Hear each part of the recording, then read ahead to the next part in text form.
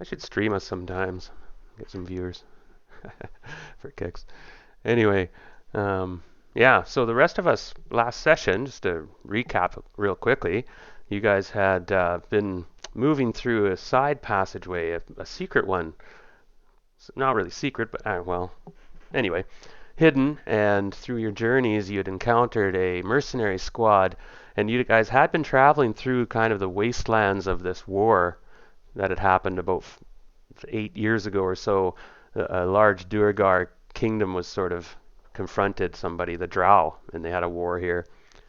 But there are still Duergar around, and you guys encountered a ragtag group of dangerous mercenaries who'd been hired to bring back the your guest, shall we say, Canon Arcadia, the Drow of House Alivel, the eighth house, very weak house, but Canon Arcadia.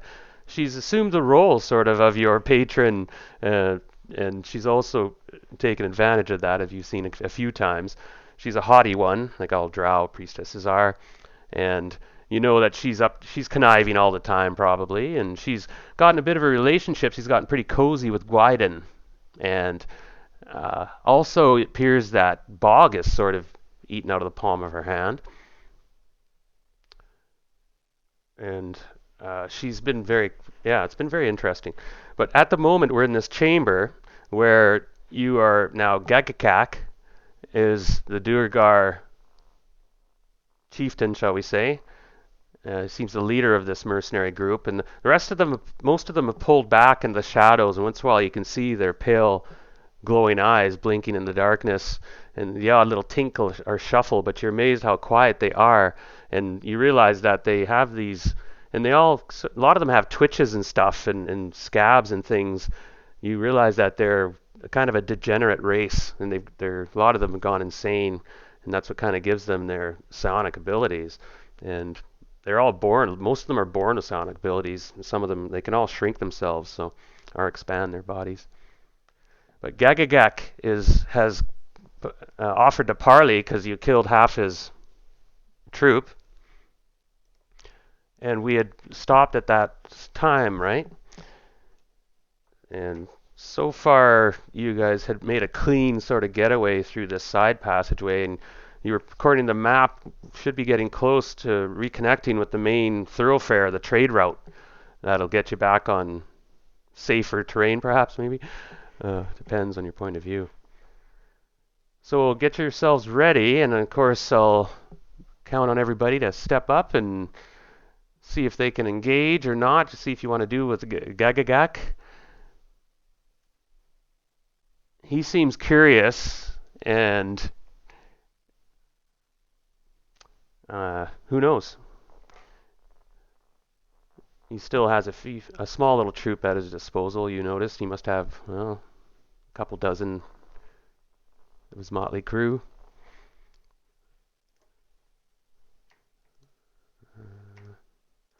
All right.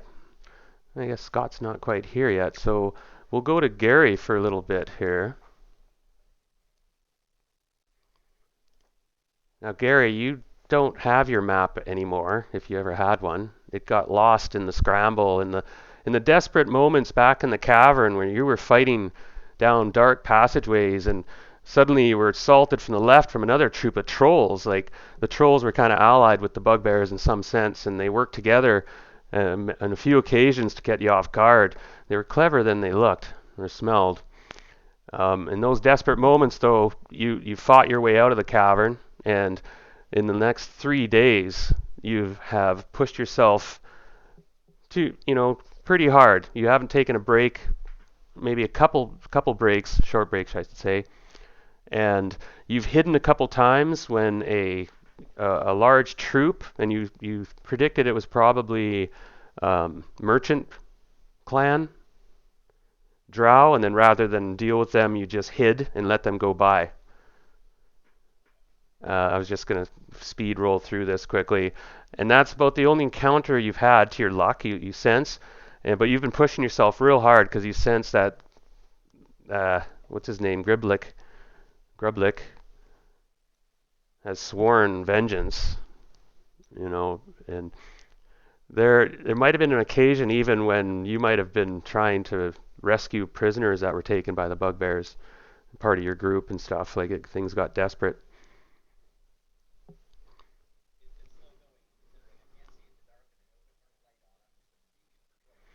Yeah, and your eyes have adjusted because you realize there is natural lights in the Underdark if you're willing to be patient. And there are sections though where it is dark, and yeah, so it's been tough going, and but you've always felt better keep pushing things.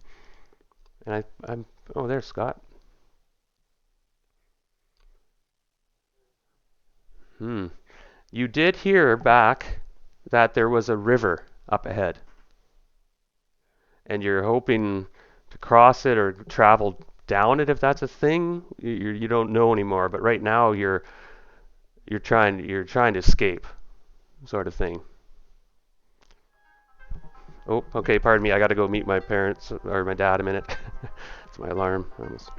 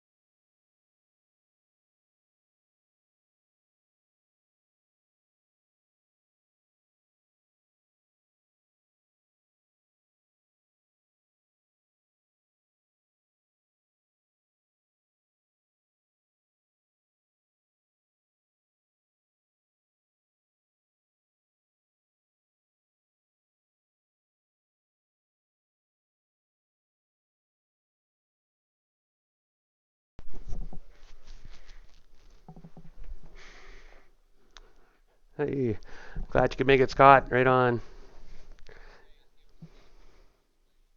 Oh, yeah, yeah. It's been coming on. Another week gone by and starting to look livable. No, not living in. Hmm. Yeah, you never know these days. Need a front door. And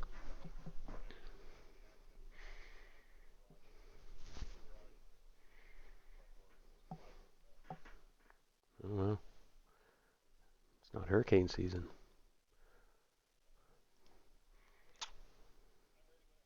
Yeah, cool. Yeah, we're just getting rolling. I was just filling in, doing a review of the past and working with and Gary. I don't know if you met Scott. Yeah, and another Canuck coming in. Yeah, Dean.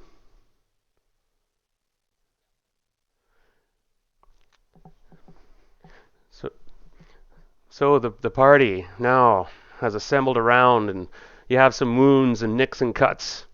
And you look across at this strange figure of Gagagak, and he's got a leather patch that's kind of been stapled into his head. It's holding together an old wound on his side of his head. Um, and the Duergar have their own style of armor and such, and it's sort of wispy and looks unkept and worn, but you can realize it's very functional. In fact, when they stand still, it helps them blend in with its awkward, chaotic nature. Themselves, a lot of them, like I said, they often twitch or scratch themselves, or one of their eyes is wall-eyed or something, and or they have the Habsburg chin. But anyway, Gagagak, he's old and he's a survivor. He's nicked and cut. One of his eyes is just a milky mess where that leather patch goes over it, you presume. And he leans down on one knee and he goes, "Aye, so for surfacers in the Underdark. Ah, you might need some help." And he puts his thumb out in the old tradition for money.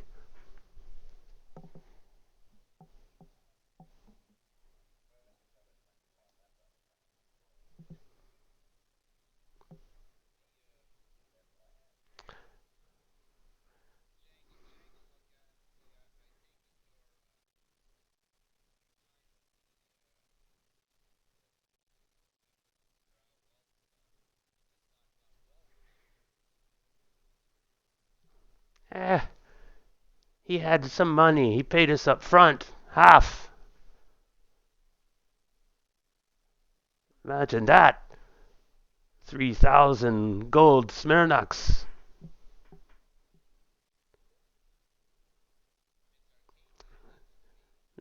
The cannons. She's listening. She's speaking in Underdark, by the way.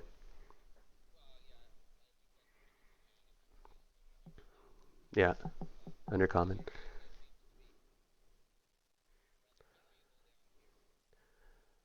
The Duergar are scum. We should not trust this fellow. In fact, we should have exterminated the lot. She says. She says that in Drow, and Boudica understands, and there's a few you understand her.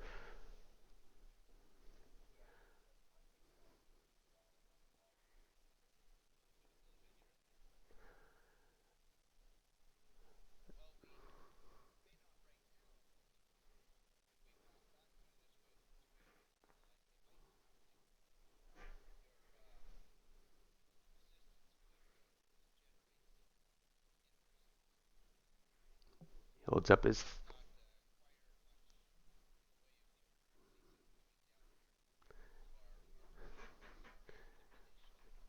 one eye.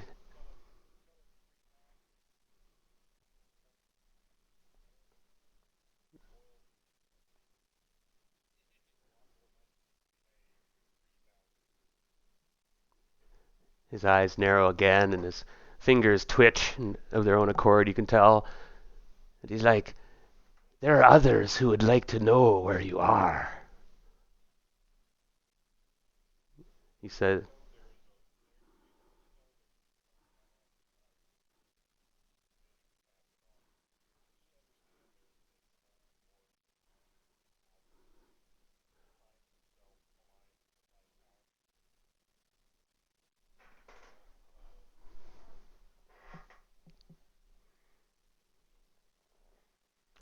"Now you you gotta be careful if he's part of this conversation or not, right? So you're probably speaking surface, or you gotta let me know what your language you're speaking."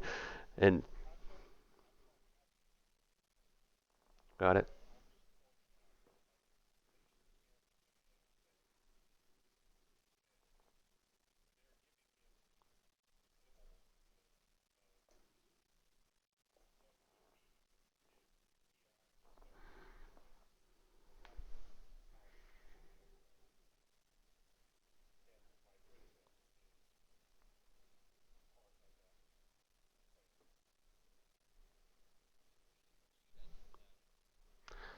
He hawks and spits to the side. Ah, Do you have cash or not? Promises of drow. They're all scum. There are others who want to know where you are, I'm sure, he says again, slyly, and he starts slipping backward a little bit. And there's murmurs and whispers in the shadows, and eyes are blinking and starting to go out.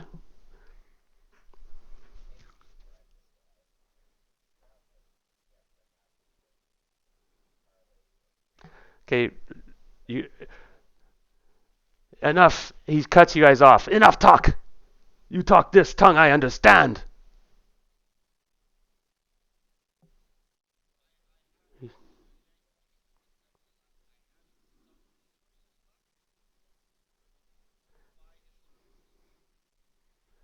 5,000 Smirnoks, and no one will know you came here. Not only that, if you have the gold, I will look for you on your way back, you say. If you need something, perhaps. You bring more gold, no?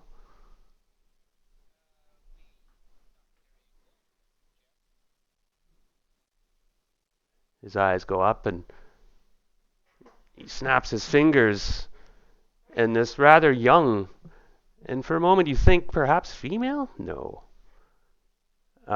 Comes forward and she bows obediently to the guy, and he says something in this weird tongue, and it's rough and twisted, and reminds you a bit of Dwarven, but it's not. And she comes forward. Show your gems. Quickly. This is a dangerous place.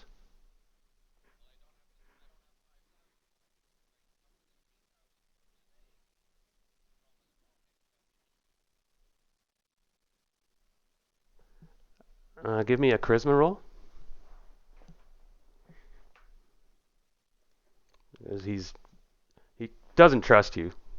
Nobody trusts anybody. And then he looks around nervously again, but then he gets his calm. You can see, and he gives you a bit of a crooked grin from that scar pulls on the one side of his face. Gak agrees then. And he holds his hand, palm up, and one thumb in a hook gesture to you. And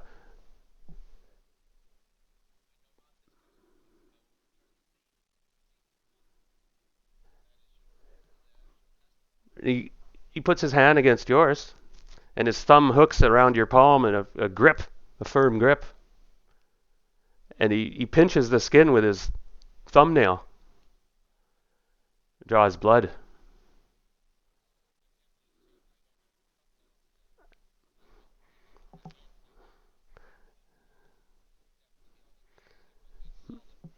He nods. It is so. Produce the gems. We must hurry.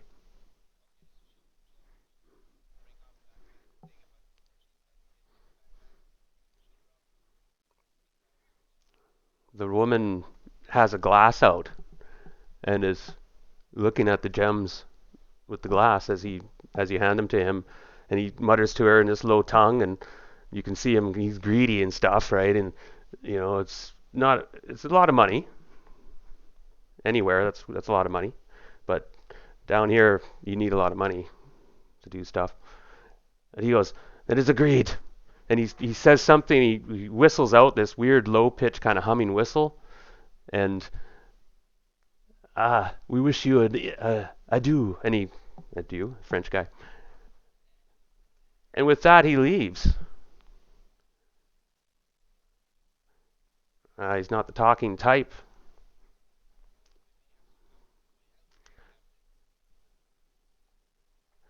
Yeah, and as you dress your little nick he put in the back of your hand, yeah, you're thinking about that, and you wonder if you can trust him, because if somebody offers him more money, you realize he'll probably turn you in like turn his own mother in, right? So, uh, anything you guys want to do before you set off? I take it you're not backtracking. You're going to move forward, and we'll get us to the other map real quick a minute. And I'll go to Gary for a couple minutes before I'll give you guys a couple minutes to think about what you want to do. Canon Arcadia is being her haughty self, pretending the males don't really exist, except Gwyden. She's been still Gwyden. she seems to be in that weird her way around you a lot, of course, and still manages to touch you and give you looks. And she's still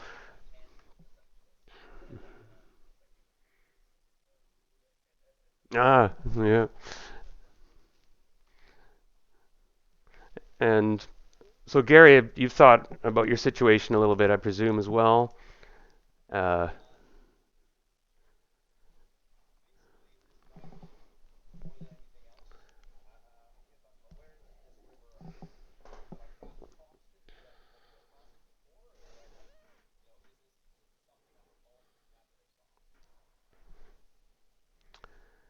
no, you heard from a prisoner or somebody that there's a river crossing, and once you're there, you're out of this territory. And not only that, that's the direction of Arilhe Thinlu, Kinlu, the Drow city, which may have to be your destination, if that's what it takes. And that's supposed to be a long ways away, and you're not sure how you're going to get there or whatnot, but you've been traveling now for a long time. You've almost lost track of how many rests and you just taken when you've needed it. And you're, like I said, you're pretty exhausted. You've been healing yourself, but you've been pushing yourself so hard you haven't been able to fully heal and get all your fully your two. Yeah, you don't want to take that long 8 hour break. You've heard now.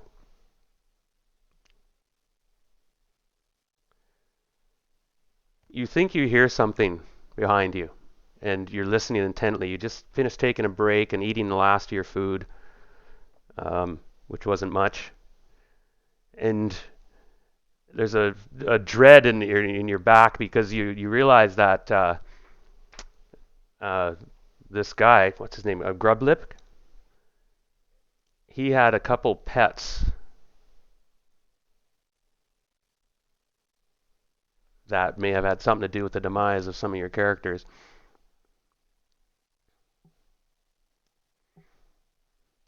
Sorry, this is Bruzblib, Bruzblid, son of Grublik. And just give me one moment. I have to look something up real quick a minute.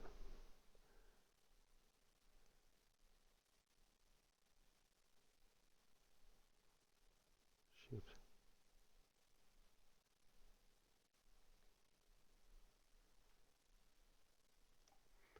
Yeah, he had raised a couple of his pets, and they were these kind of cave wyverns. These creatures, scaled creatures, no wings, subterranean, can see in the dark. They could say smell the heat of anything.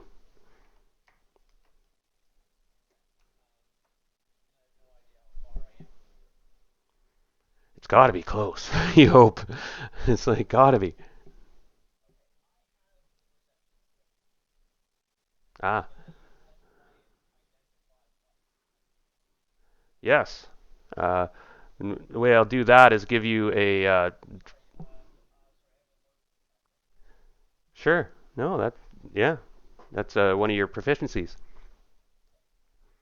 So you take a moment to listen and just wait and think, yes, something is back there. And give me a wisdom check. Now, add 5 to your roll. And if you still get your wisdom or less,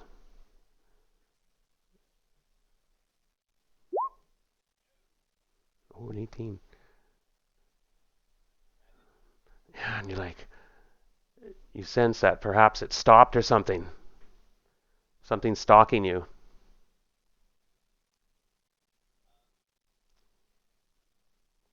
It's closer than you thought, pardon me. It's closer than you thought. And it might have, and now that you stopped and waited, it might have sensed that.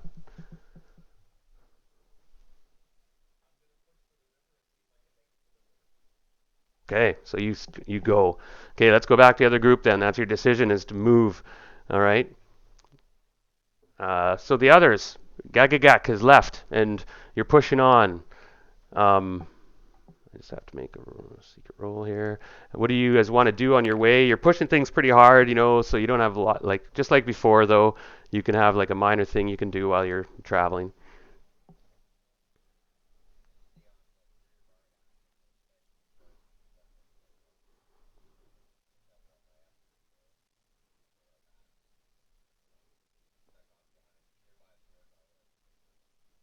Right, because you thought you sensed the Germaline were tracking. All right. Anyone else? Boudica?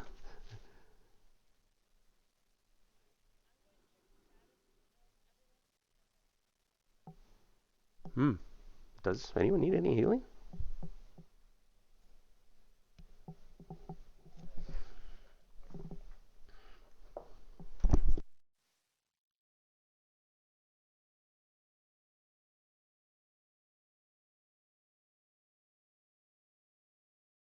Zhang, you're probably on point, right?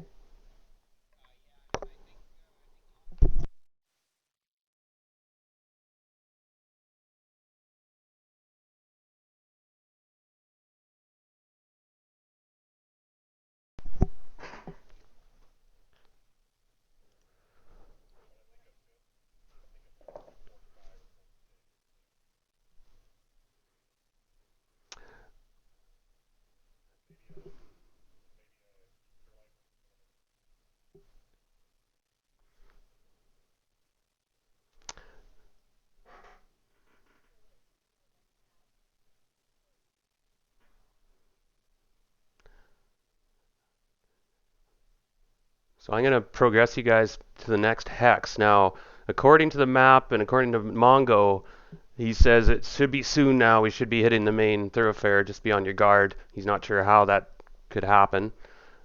Things have been fairly uneventful. You didn't sense anything, Brad, by the way. Good call. Don't need any rolls or anything. Just to move things along. Yeah. Um, Back to Gary. Pardon me. What's your character's name again? Is Korb? Kolak. Kolak, you're like you quickly like I gotta move, and so you push on, and you got a few bandages on and stuff. Particularly when your upper arm, shoulder area is really sore, where you had to take a javelin out of it, and things like that. And could you give me a surprise roll? Now, do you have any particular bonuses in that regard, like a monk or I don't think clerics. Oh, I'll give you a bonus for that alert skill. We'll add. So rather than being surprised on a one or two, you're only surprised on a one, on a six-sided roll in this circumstance.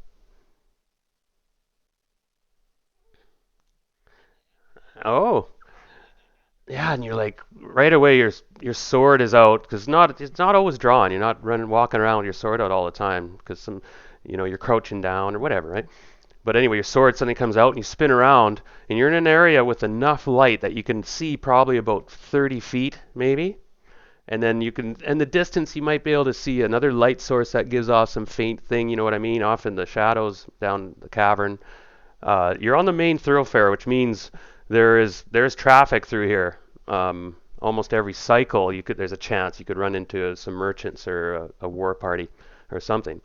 Uh, you spin around just in time as this hulking creature comes panting around the corner, sniffing the trail, and you realize your trail, and it sees you, and its eyes jerk up, and its eyes these lenses roll back, and this subterranean creature out of a nightmare, full of large scales and claws, 6-inch claws, and gaping teeth in its mouth, crouches to lunge, and we have to roll for initiative.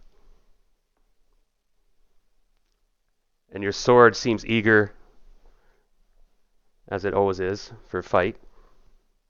You can sense it. Let me turn off that. Okay, the creature surprises you with its speed as its haunches bunch up and it lunges forward, uh, catching you off guard. And with uh, what is your armor class? Its fangs rake you and grab you on your lower leg. Or, oh, pardon me. Now that's 8 plus 2, 10 points damage. it two claws, front claws, rake, but your armor prevails as it scrapes, and you shit, you might hear another buckle pop or something, but your armor absorbs this thing's vicious rakes with its claws. It's got the collar on, you see, but it's not, this time it's not chained up, the creature. Last time you saw this creature, it was chained up chained up to a column and was being fed chunks of meat. And it's your turn now. But it did manage to get over your shield and bite your shoulder, that sore shoulder of yours. Oh, well, there you go. Maybe you should. Of course, yeah, you got the great sword. So your turn. And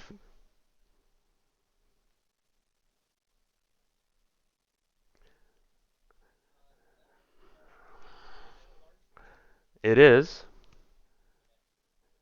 and it has armor class 4.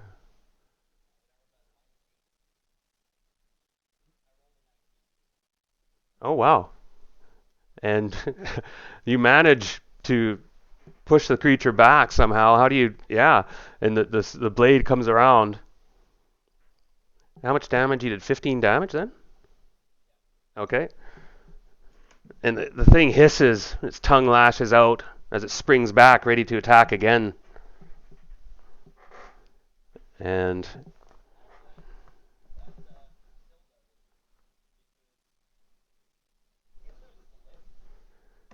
oh, you rolled a 19. Oh, wait, large creature though.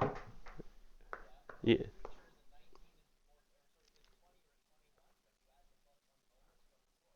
Oh, okay. Roll a six-sided. 1 is the head. Okay, 1, 2, 3. So one of its front limbs shears off as their blade, slices upward like a scythe, and the blade gives out that sensation. Like when you're in symbiosis with that sword, it feels great. And sometimes you've been disciplined by your superiors that not to let that get to you, right? Keep the discipline. But anyway, and the thing gives out a shriek of pain, and the limb falls to the floor, this loud thump. And the creature gives out a huge yelp of rage. It looks like it's just freaking out now. It's going to keep attacking, apparently, in a rage. So next round, roll initiative. We'll do again quickly. Oh, I got a 6.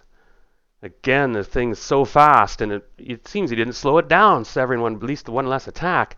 As the teeth again, that huge mouth snaps. Oh, I almost got it. That time plus 11. What is your? You said your armor class is. Oh, that's close. Pardon me. Had my pardon me. I don't have my tables ready. Tisk tisk. No, that will just be a miss, I'm pretty sure. Even though this creature. Sorry, Gary, give me a second. Not prepared. Where is my DM screen?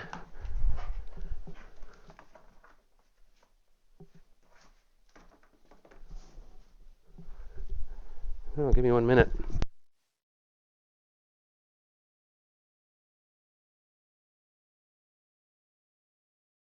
The cat's on it.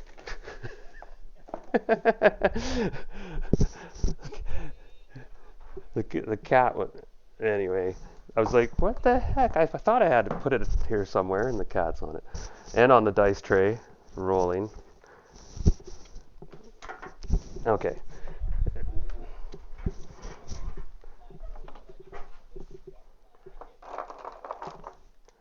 Sure. Okay, yeah, because I didn't recognize that.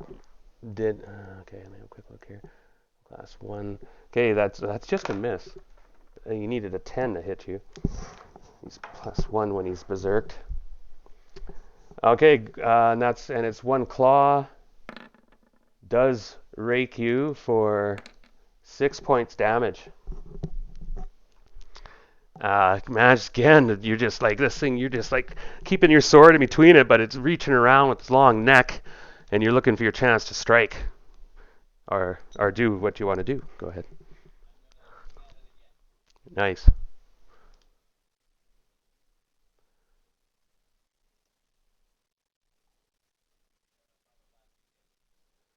It does. Oh, and that's 16 damage. Okay, yeah, gotcha. 16. Oh, sometimes. Oh, yeah. I give warning, but I often have crits for fumbles and ones and such. But we haven't been doing that for a while, so it may come up again in the future. Just so you know. But you do miss big time with that one. But the first strike again hits. This time you don't sever anything, but you draw blood as the creature gives out another screech of pain. And we'll go quickly in the next round as you sense that. Oh wait, you did. This creature is you must be just going on willpower now. You realize you're covered in its blood.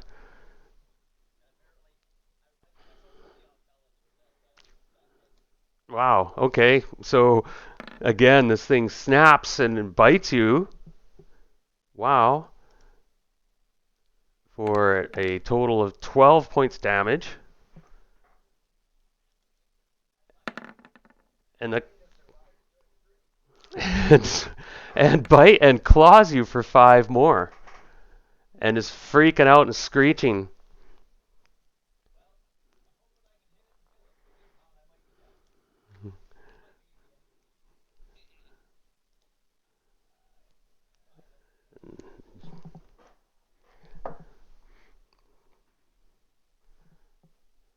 It's pretty well. Well, yeah. I don't usually say how many hit points are left, but the thing must be, like I said, barely standing. That's what you're thinking. So you go ahead. It's your turn to act.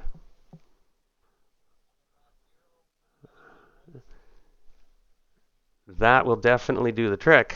Oh, now I get it. Yeah, you macroed that really keenly. Okay. Um, describe how you finish off. What did he name this thing again? I had a name for it written here. Gristle.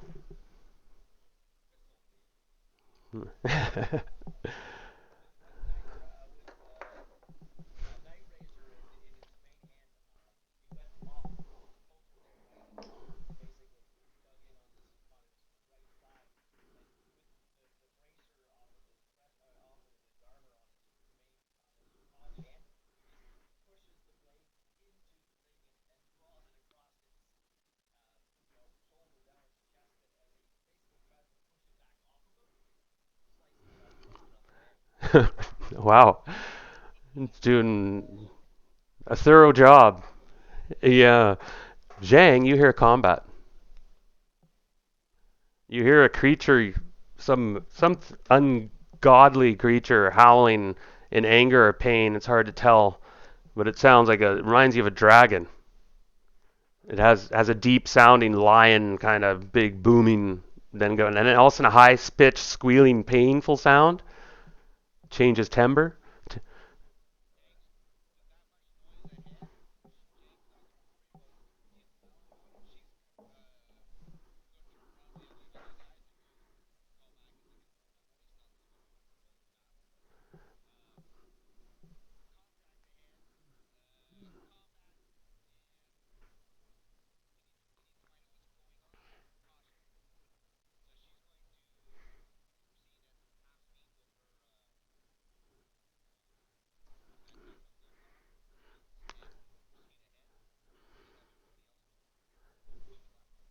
Mm.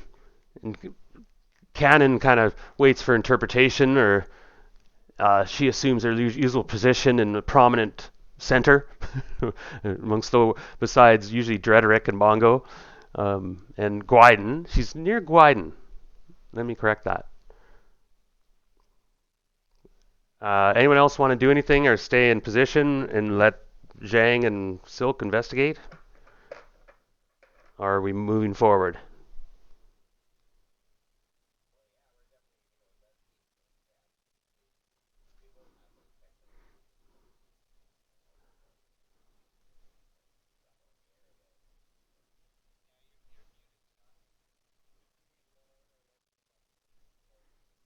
Yeah.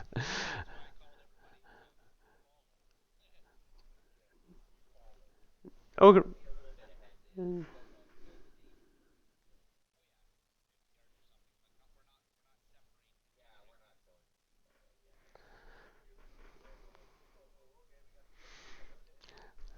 and and it's tricky estimating sounds in the Underdark, of course. So it's anywhere. It could have been 50 meters or 500 meters. So you move forward.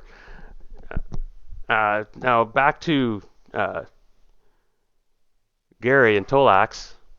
You get up and kind of you're rough, like your shoulder is shredded up, and you see your armor has kind of been pulled. By the way, you have to make a saving throw for your armor. Now it's metal, so I think that's a basically you have to roll less than 16, 16 or less. And if you roll over 16, okay, your armor is holding. It's not, you don't have, because it could have been, you have to fix it before it. But and you look down at the creature, and you can see that the collar it's wearing is pretty big. Uh, probably fits. You realize it could fit like a belt, and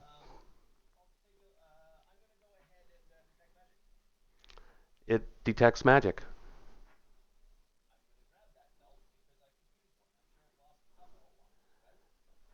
Yeah, and I don't know if what you know much about alchemy and dwarven make or gnome make or who made this or where it came from or what it does. You're not really an arcanist, so I won't. You look at it and like a magic user, I'd give it an arcane roll, but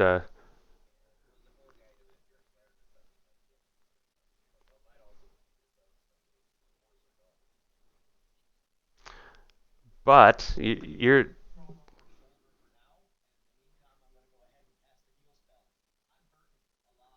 how many hip how just curious how many hit points did you get down to? Actually, that could have been close.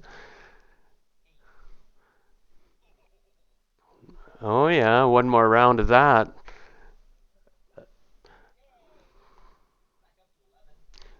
All right,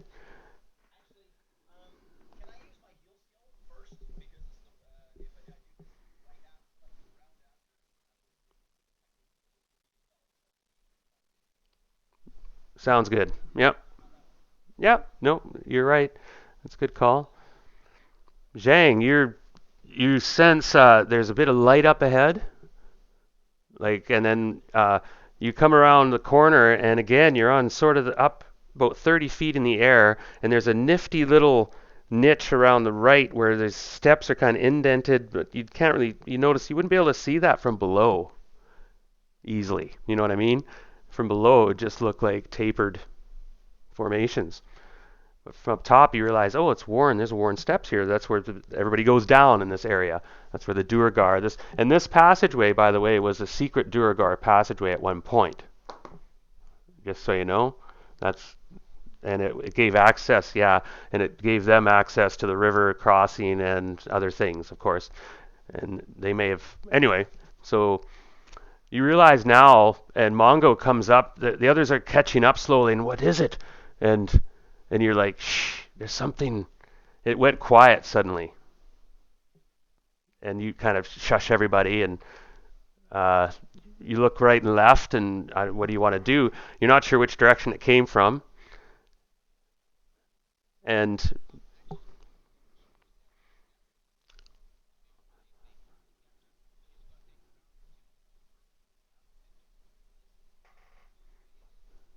oh, hear noise, please. Silk, I heard you, Brad. You're all right.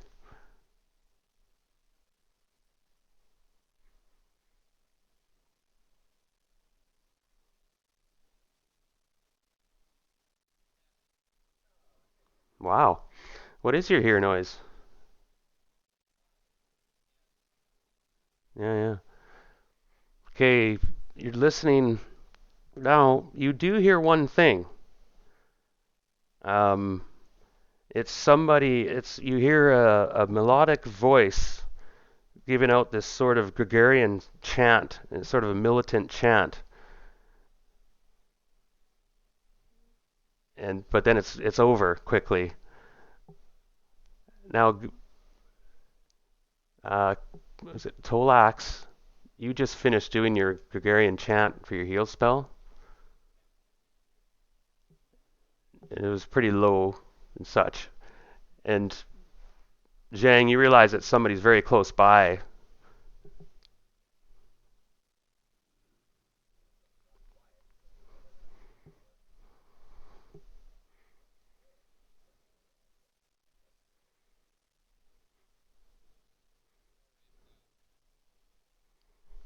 So if you want,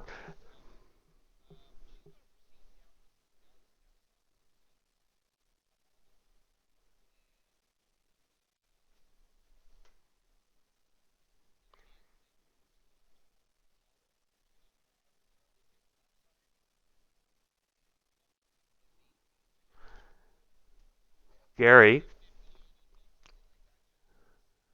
give me a. You see a large shape in the middle of the passageway. Um, Now give me a move silently roll, Zhang, and whoever else is going down into the main passage.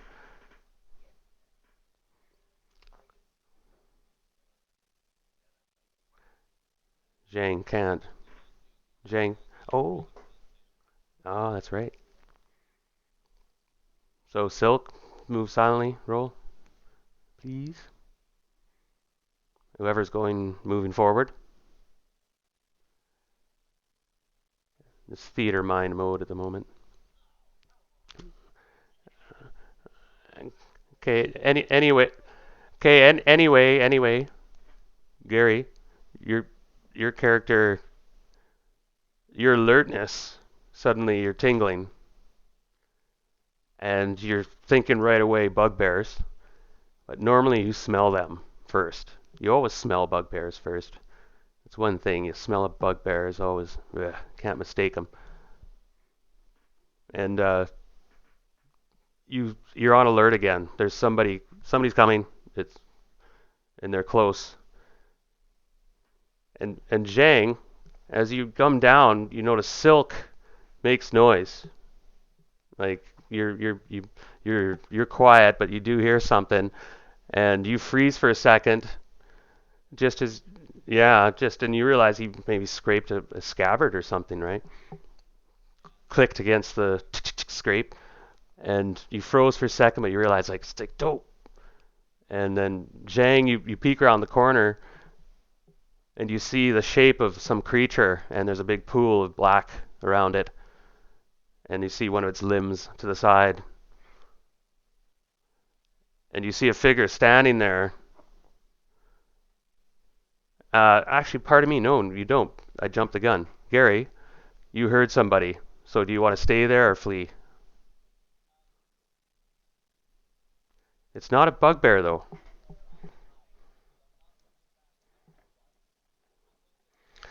You can't hide in plate mail.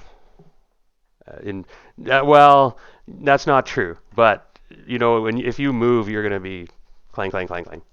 You are in plate mail. Uh,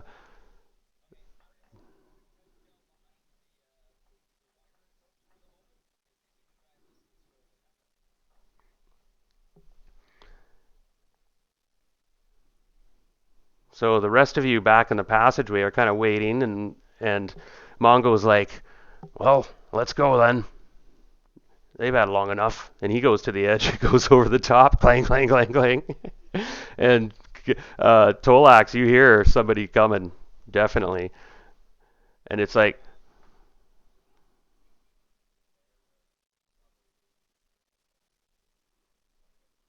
hmm.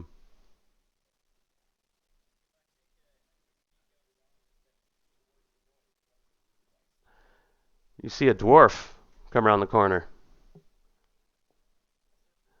a surface dwarf, and he looks tough. He looks tough. He's got interesting kind of bluish tinged plate mail.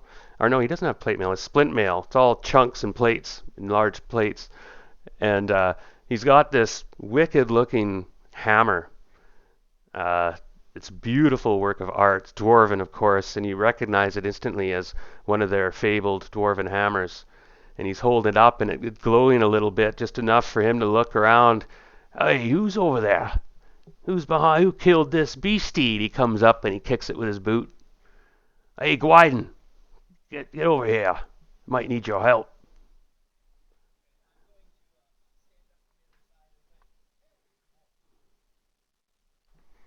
A human. Do you have a helmet on? The creature's fairly big. Yeah, the creature's size. Oh yeah, of a hippopotamus or so. And well, and he's only 4 foot two. And he chuckles, and you look each other in the eye because you see each other's heads kind of bobbing over top its stomach. A human. And he looks back. It's a human, a servicer. He's got a suntan still.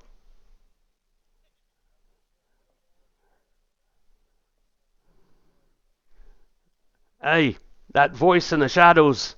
You're there with me. Is there more of these? More trouble? He looks around warily, Mongo. He sees this. He's a very confident looking dwarf. He pulled his helmet off actually when he greeted you. He pulls it off and he's got this big ragged kind of dreadlock do.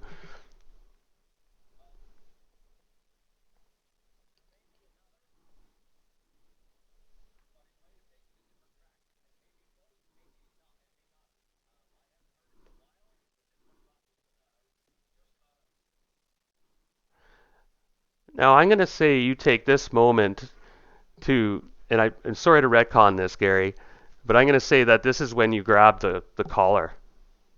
You're like, this is mine. And I guess well deserved. You look in a bit of rough shape. Is that shoulder all right?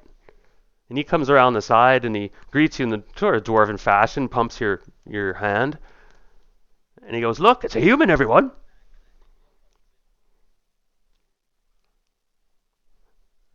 So the others start to gather around. Hmm. Ah. So this was somebody's pet then, he says.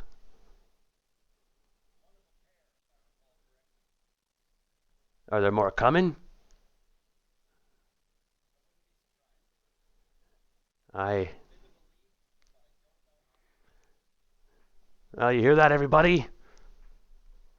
There might be more coming. He goes, "Well, you look all right to me. I'll let them judge you, though. I don't know if you're going the same direction, but there's a river up here, I hear, and we're going to it." Just the one. And and you would have never known it was there, by the way, Gary, your character. And give me 1 minute. I have to quickly run to the kitchen.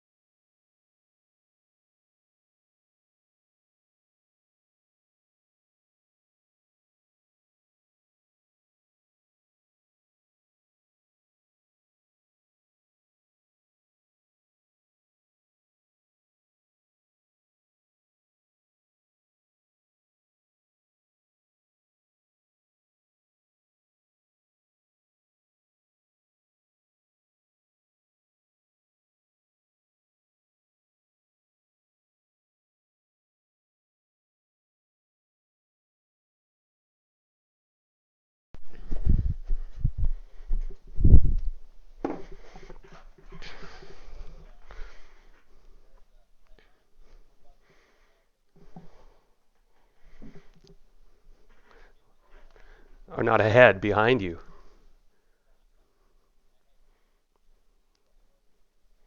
No, not where you're going. No part of me. No.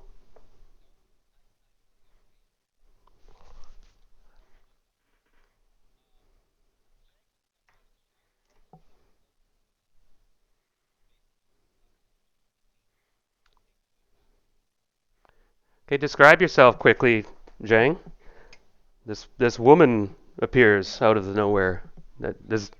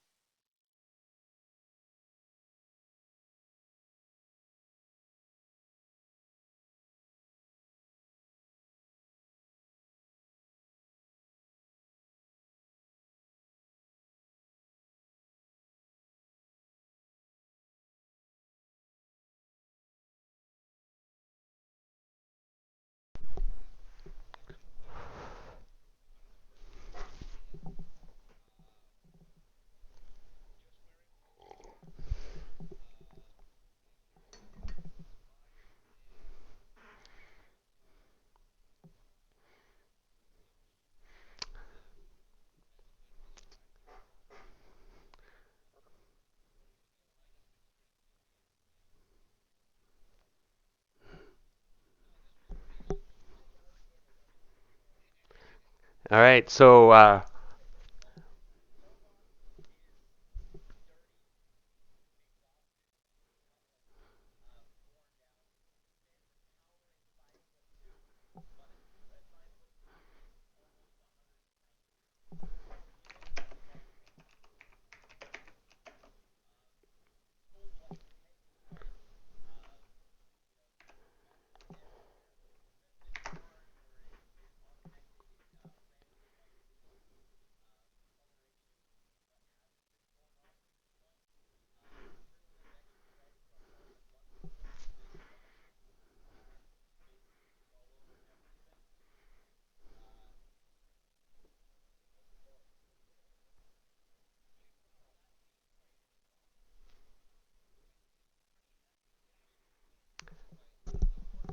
his sword is taller than him, by the way.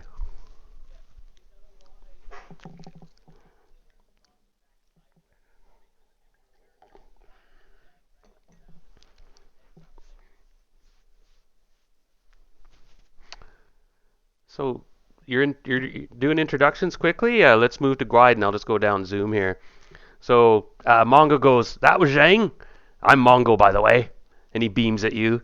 "It's good to see a surfacer once in a while, even though you're one of the humans. Thought you were a dwarf for a second when you were that short." And he chuckles and he points. "That's Gwyden."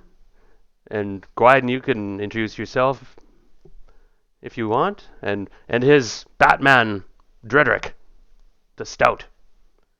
And he kind of gives the old hail to hail Dredrick, his fellow sturdy fighter.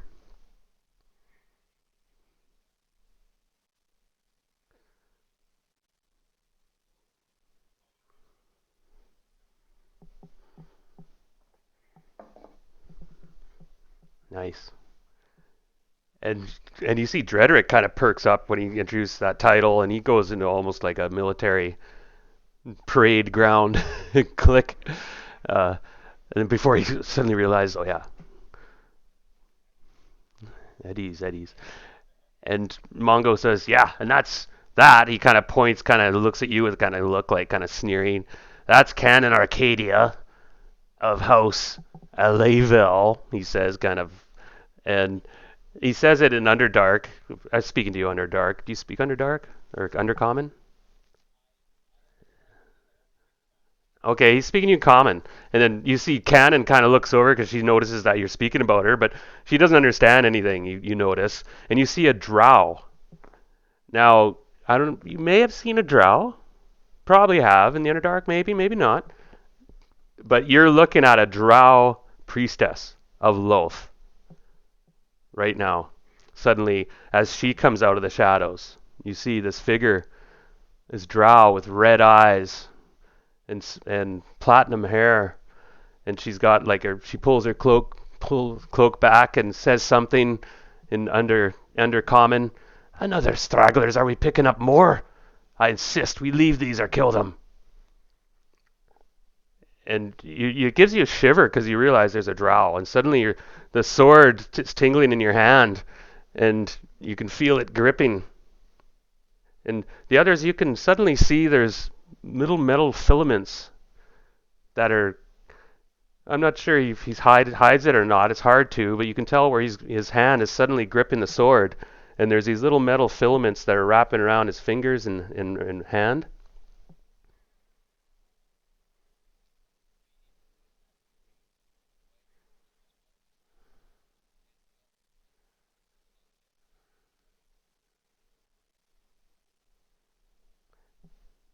And then that's Canon Arcadia. Yeah. Anyway, go ahead. You go ahead. Pardon me.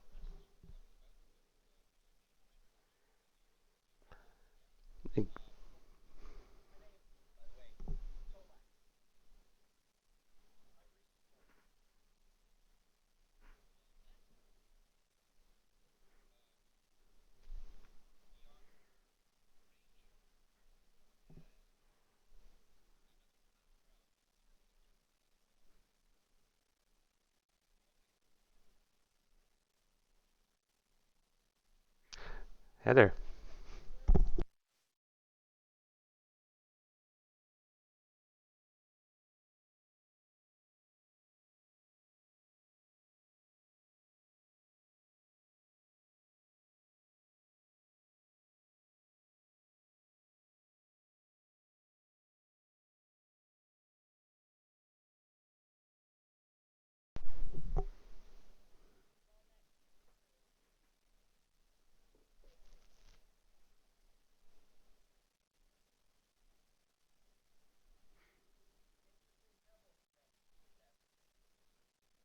Silk, do you show yourself?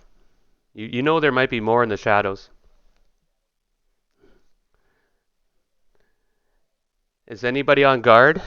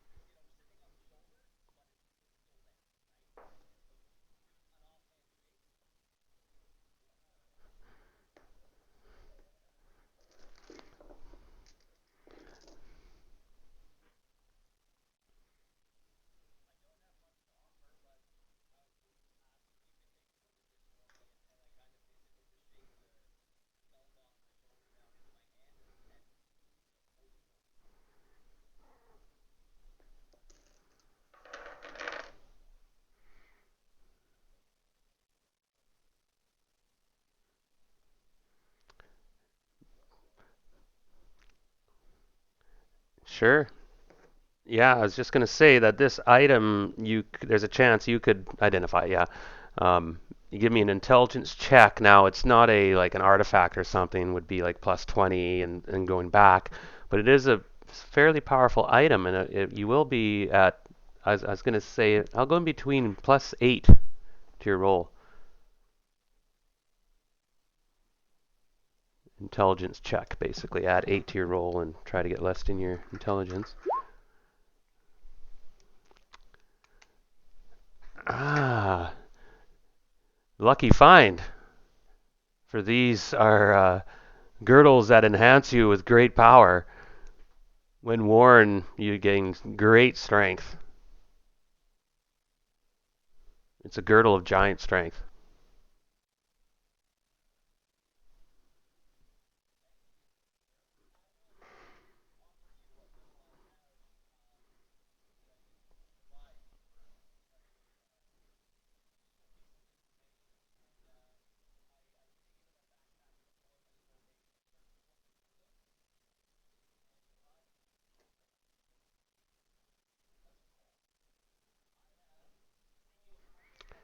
Okay, just hold on, Brad. Let him finish.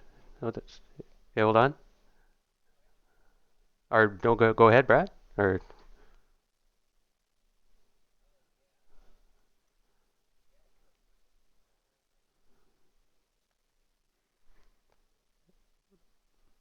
I think Gary was offering you something too, though, at first.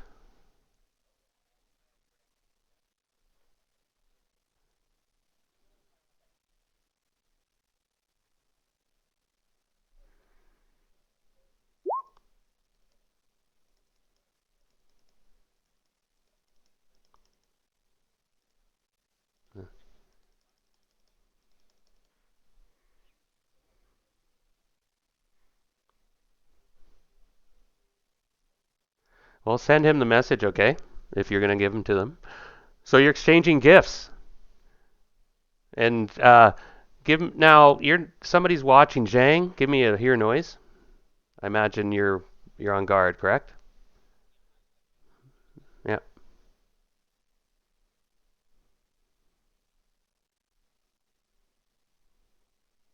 Which now you're kind of going bit both.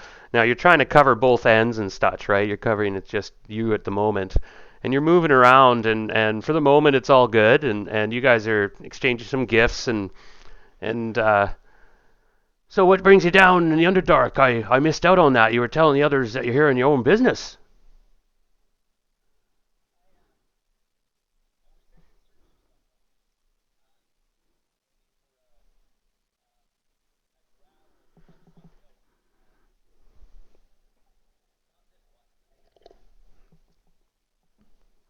and he gestures to Cannon. Oh, her. Uh, oh, what's the name? Do we know her or him? Usually it's the hers at the drow. You know what I mean? Oh, those priestesses.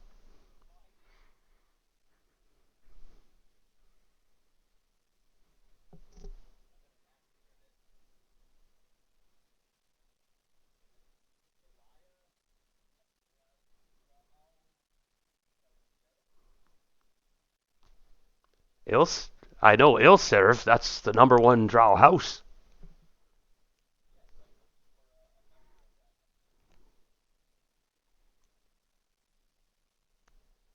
Heather, you get goosebumps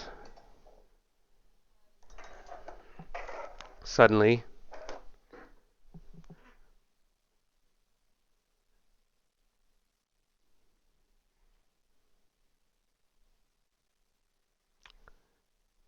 Zhang, um, you hear a noise now, but you realize it's close. You missed it earlier. You were moving back into a position where you could listen from the passageway coming from the caverns of the troglodytes. And suddenly you crouch down. Suddenly someone's like there, really close, and you see about 8 figures scurry quickly forward, sniffing and hunched down and trying to be quiet, but not. They're clinking and clunking, and you smell kind of the sour sort of gym bag sweat smell, and you realize bugbears. Uh, there must be at least 8 of them are moving on your position or are moving by it pretty well as you speak, unless you move out to attack or do it. But anyway, you've lost the element of surprise. Well, pardon me, you've lost the initiative but you still can surprise them.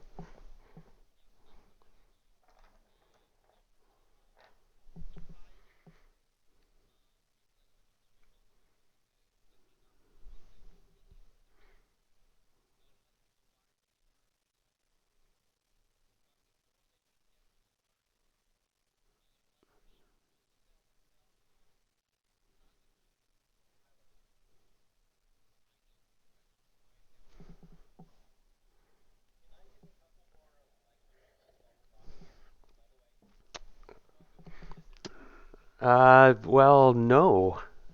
Yeah, it now you can.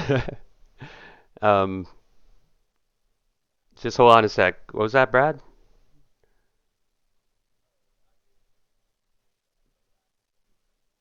Okay, okay, fine. No, yeah, you guys, you're so this takes a bit of time. You're pulling out scrolls and you're talking and the introductions, and before you know it, it took a couple minutes. And you could see this guy was tired and he was beat up, and he just says, "Give me a minute," and you can cast that spell now if you wish. Uh,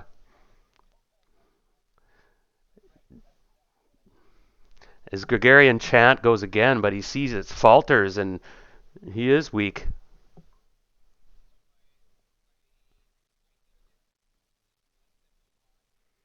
Mm.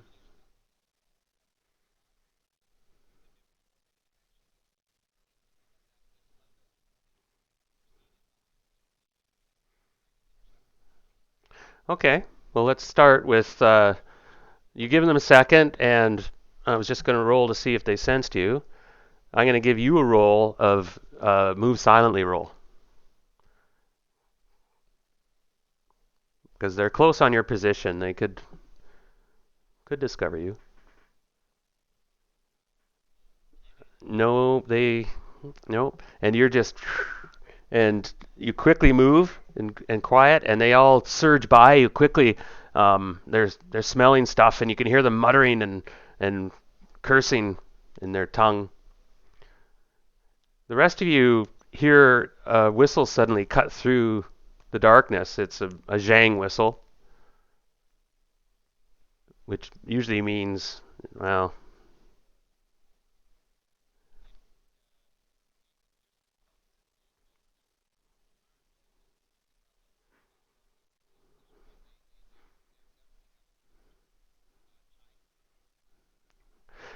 Gary, are you casting heal spell?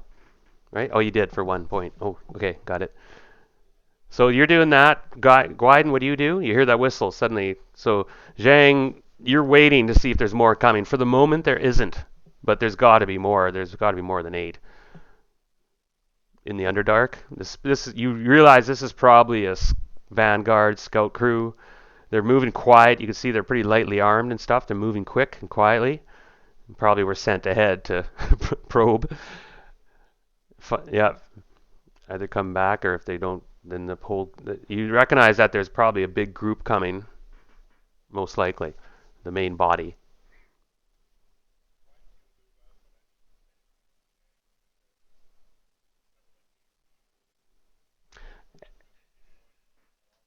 And Silk actually stops you a moment, and he mutters some words, and he pulls out a little statuette of you or something and stretches it out, and Gwyden, you just enlarge.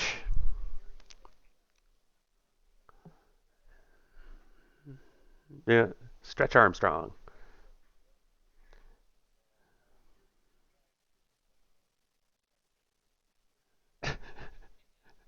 And that'll give you benefits, of course, Brad. You'll have to send the stats to Scott. Anyone else doing anything when you hear the whistle? And you do move toward the whistle, Gwyden, I'm assuming, in ready stance. Drederick gets his big shield around forward, and he loads his crossbow. He's like, "All right, sire, I don't like that whistle." Mongo spins around with his hammer.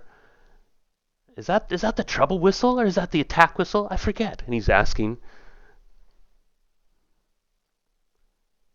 and he nudges you, by the way, Gary, or Tolax. Tolax. Be ready, but friend.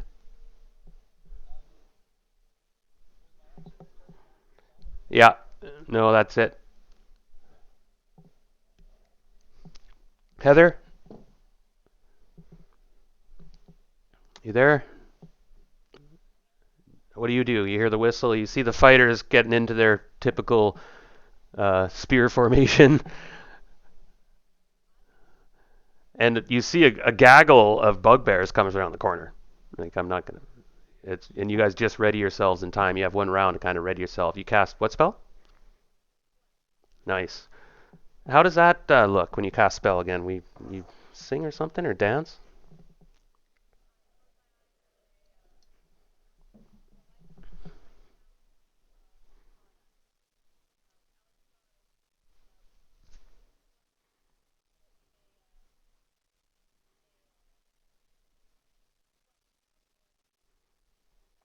Ah. And the benefits again for bless. I'll have to look that up real quickly again. You're gonna get buffs. So you guys,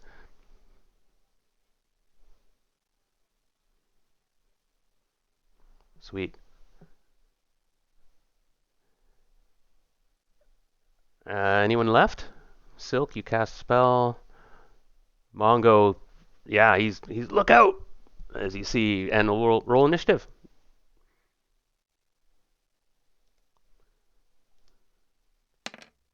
I've been rolling. Oh, two that time.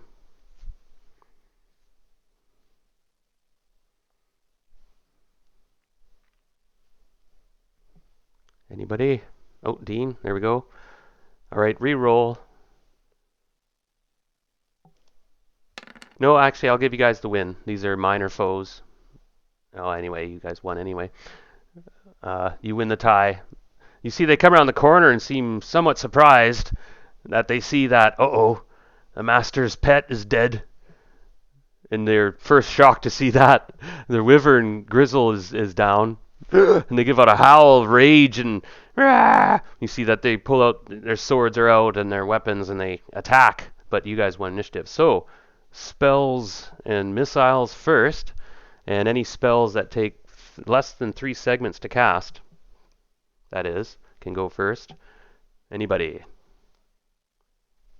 Yeah, and you had time to cast that. So Gwyden, you actually have the full effect now kicked in.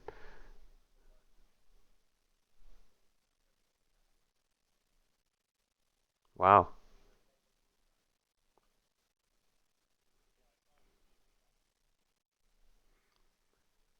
Yeah, but I will give you plus two to hit and plus 4 to damage. Enlarge.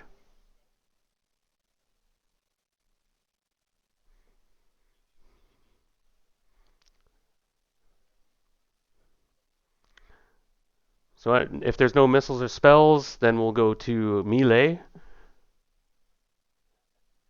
Now, Gary, which position did you assume in this? Suddenly you see that this group has gone into this professional mode. They've panned out in this kind of, you see where Gwyden and Mongo are sort of the spearhead of this impressive looking line of heroes suddenly. And they're just all of a sudden just, and you see Mongo's grinning. I like killing bugbears, you hear him mutter. And Drederick kind of laughs a little bit, then goes back into his sergeant mode. Ready, ready, sir. And he's got your side always, as always, Scott.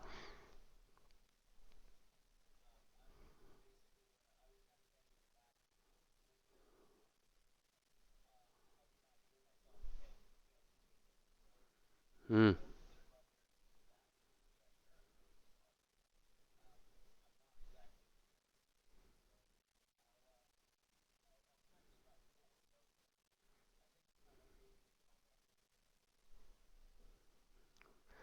So you move up on one of the flanks.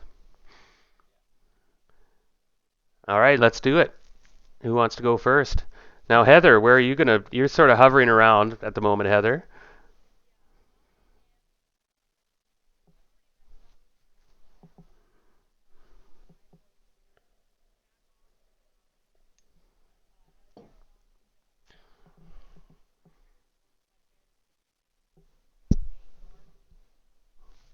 Okay,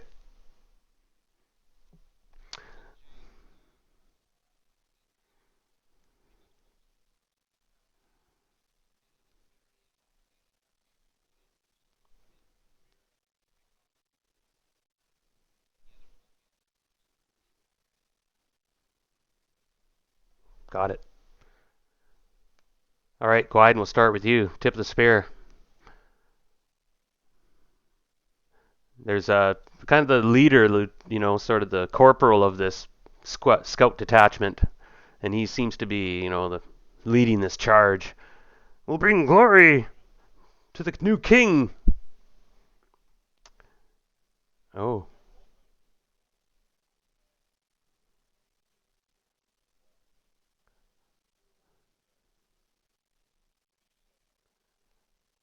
pardon me. Okay, these bugbears come in now. Who do you want to attack?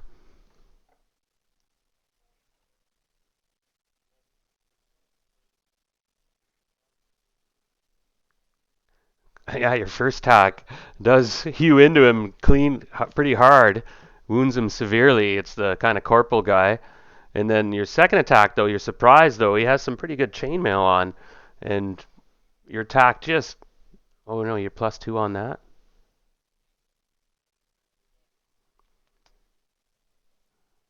Right.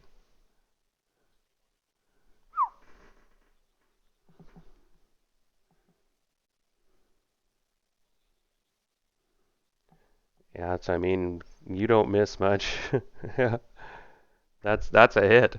Wow. So you hew down the corporal guy, ka-chung, choosh, and next, who's next? 2 strokes, and you can tell like it affects the group, but we're in combat, so simultaneous sort of, so we're still acting. So Mongo doesn't hesitate. He swings. He doesn't throw his hammer because he only gets one attack if he throws it, but he swings with two mighty, and he doesn't miss much either.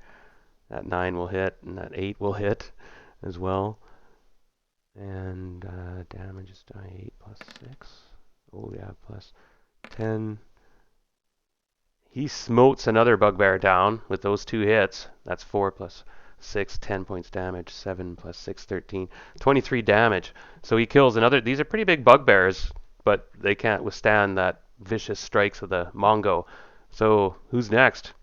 Drederick shoots his cross. All right, Tolax. And I don't have a battle map or sequence out at the moment. This is all theater of mind. Appreciate that. Blessed. Now, wait a second, Tolax, because you have to accept the bless, and I'm assuming you do, but uh, it felt strange. In your mind, drow are evil. Just don't forget that, everybody, right?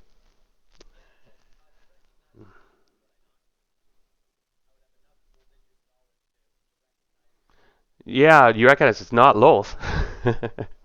And yeah, you're right. Yeah, good call.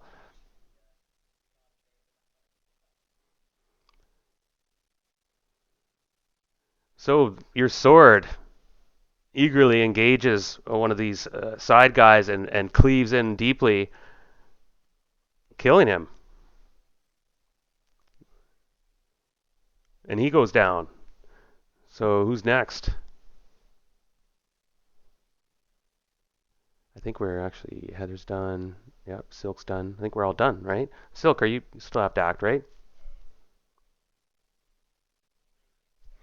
Oh, he's gonna shoot one with the crossbow. Oh, he misses. Ah, Drederick's like, don't.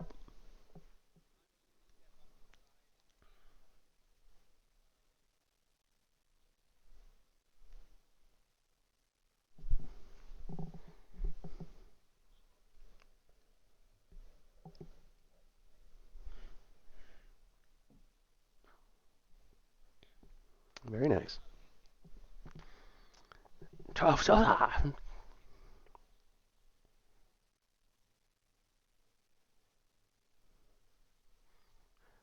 There's about 6 left.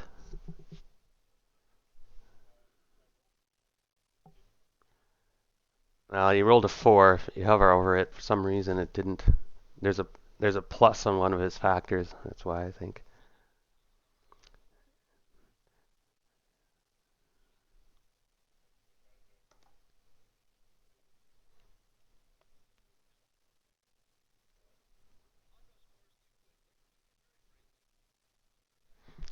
Total damage? 8. And the creature. So for the moment, I'm going to just roll. Um, Now apparently they couldn't take their leader being smitten and your bold front you put up as a group, and with a yelp and a whirl, they break and attempt to flee. The what's left of them, you see that you've downed 3 of them. You've left 3 bodies on the ground, and the rest 7 of them or I should say 4 or 5 of them are running. And Zhang, you hear, you're just kind of watching the back, and you're down, and you see these 5 bugbears howling and yelping, running, fleeing back down the passage. And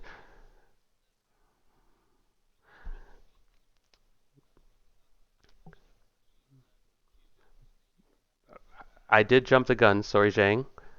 If you were in combat with any opponent, you have you can opportunity attack them. So not if you killed your opponent, you're not in combat with somebody at that moment, right? So that would be Hondo was fighting one, and Gary, did you kill your opponent? Yeah, right. Anyone else fighting an opponent at this moment? Because you get a free attack if they're running.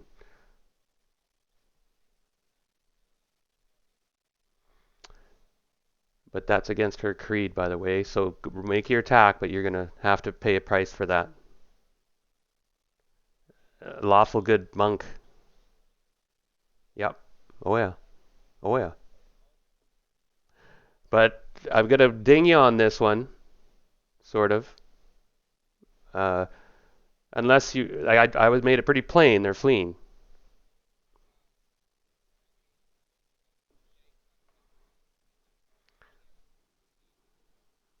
Correct.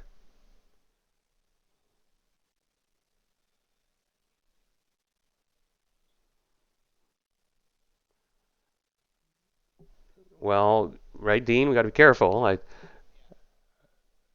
I said,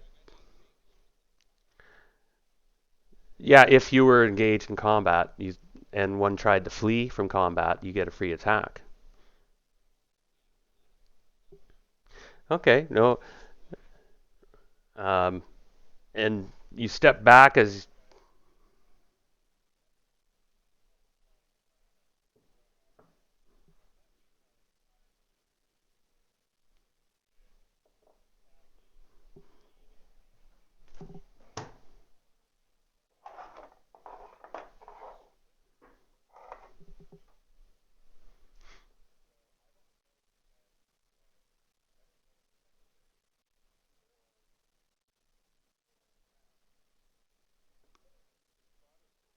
I disagree with you.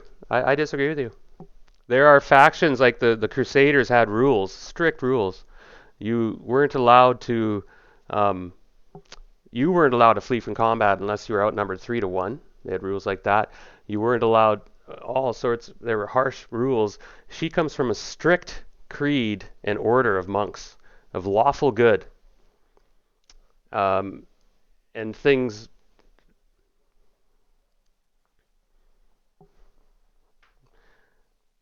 Well, yeah, if you totally forsake your creed, of course.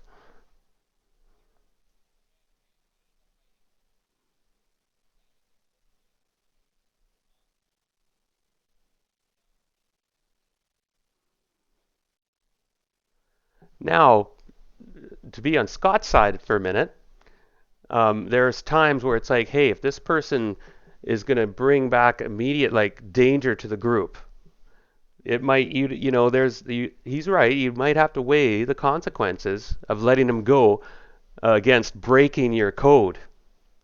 is what I'm getting at, which is breaking your code is what makes you in some senses, but to be on Scott's side again, I mean, if there was an immediate all-sudden consequence, anyway, I didn't mean to split too many hairs.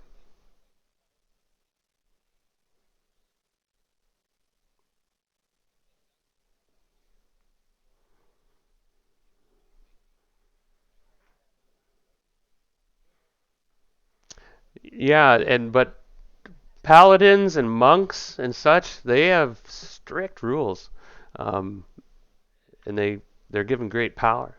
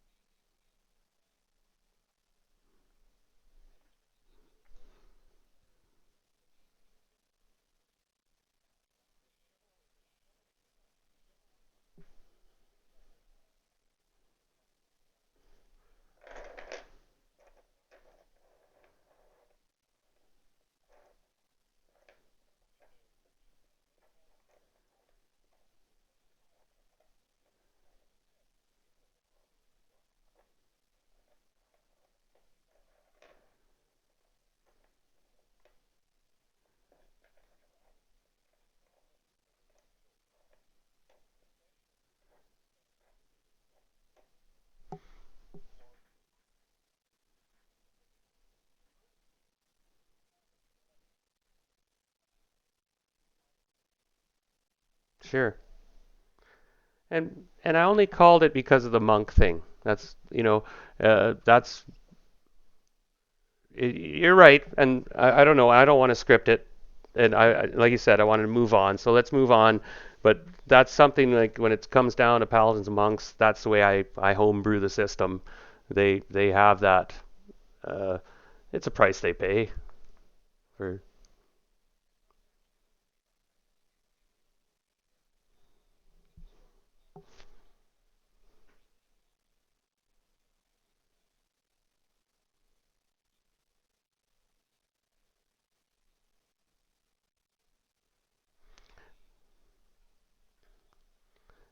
And don't get me wrong, Scott. Yeah, there could be nothing holding Gwyden back right now from striding forward and going hacking them down. Like, and I probably couldn't find fault in that really with Gwyden doing that. I'd be like, yeah, he's a no nonsense.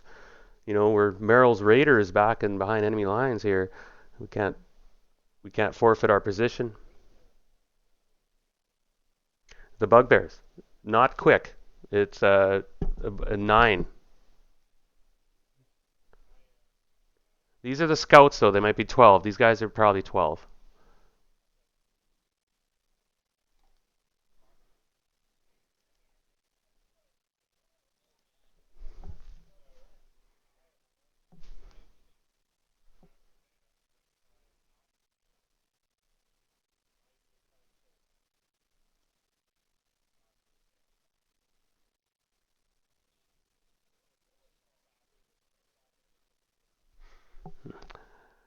Okay, well that's a bit tricky. So you're gonna head off down the passage, and you're noisy, right, Gwyden? You're full armor and stuff.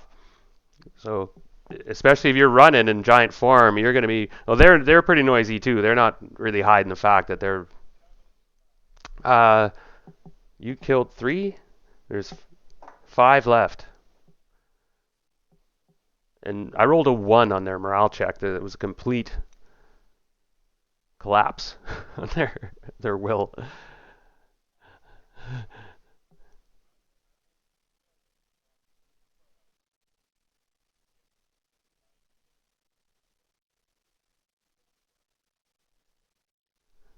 Okay, that's a bit tricky. That might not be possible.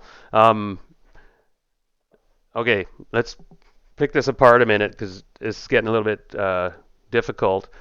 The rest of the group, you see, Gwyden suddenly is enlarged and he charges off down the passageway, chasing this group. Is anyone joining him? Let's start with that. Zhang, you see this group running by you. Silk's gonna follow.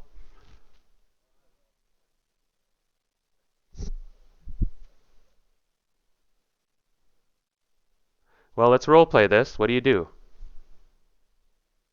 Okay. Zhang, you see this suddenly this yelping group comes running by. Some of them have actually a couple have thrown their weapons away. They panic. You sense they face these mighty surface warriors, these gods from the top turned out to be gods and demons.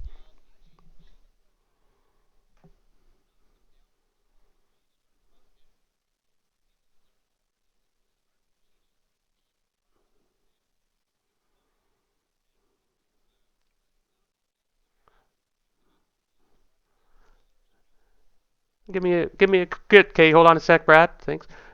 Give me a charisma check, Zhang.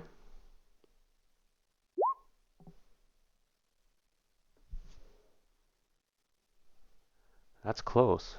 What is your charisma? But you have the bless.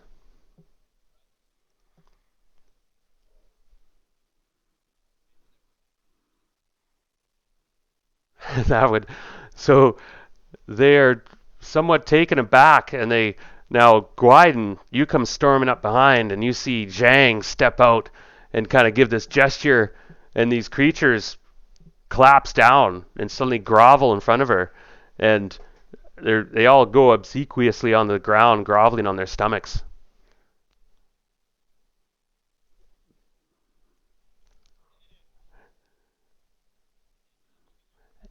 And one of them comes forward. One of them comes forward to touch your feet, Zhang, and he's this kind of red-haired, scraggly-looking bugbear. He speaks in Undercommon. Master's kind, eh? Ah, you let us go. Oh. And they're looking back at Gwyde in absolute abject fear. One of them noisily urinates himself.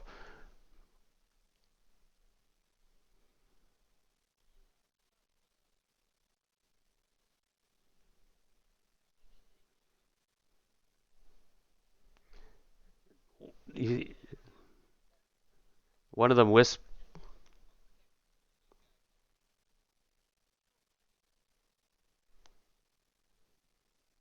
and they look amongst each other, and they speak to each other real quickly, and there's a bit of an argument. Uh, but the main one turns back. You let us go? Soon? Big chief, big chief coming. You treat us.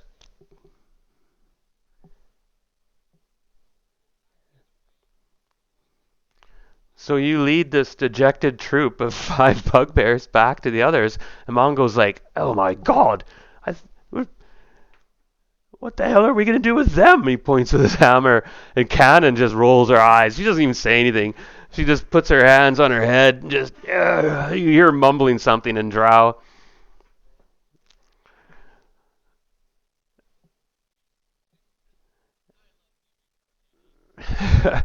Heather, you see that they bring back these 5 bugbears who are looking nervously at these mighty surface gods, these mighty warriors, golden shining weapons and destruction. And they look down at the wyvern suddenly and realize that it's slain, and they give it out a fresh howl and yelp. You let us go, you let us go, he says. Big chief coming. Yeah, you could put the belt on. You did not miss a curse this time. It's your gender doesn't switch. You know, uh,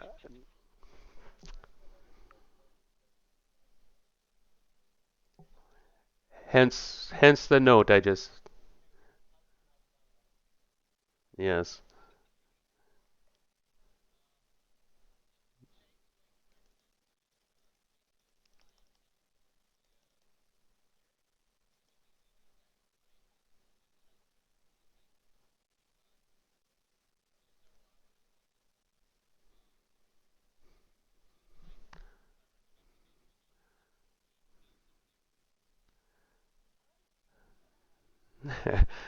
Mongo's like, no time for rest.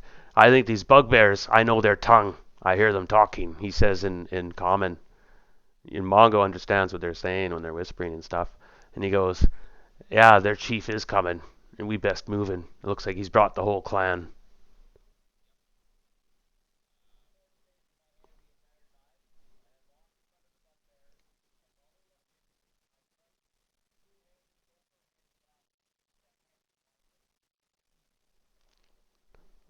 Sever it cleanly, and your sword, everyone sees this sword, and it flashes in this uncanny, spectacular fashion, and it leaves this sort of kind of matrix of hundreds of swords as he gives out this cry, and the sword cuts cleaner through that head than you've seen any sword cut. And you realize that that sword could be one of the fabled swords of, well, it's rumored there's swords of sharpness out there that can cut like no other blade.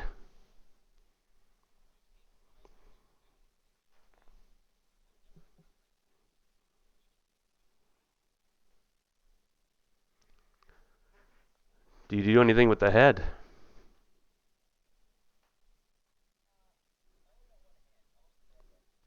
Yeah, it's pretty big. You could take one of its horns.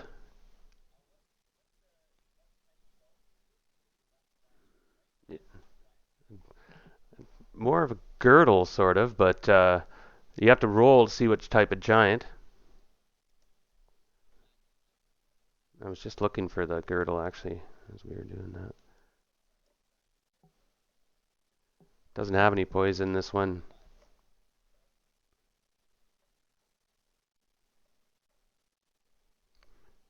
No, this one was just a nasty one. Yeah, so there's your roll. 100-sided die. Yep.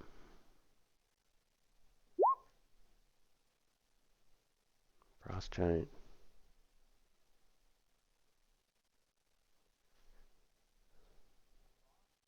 Yep.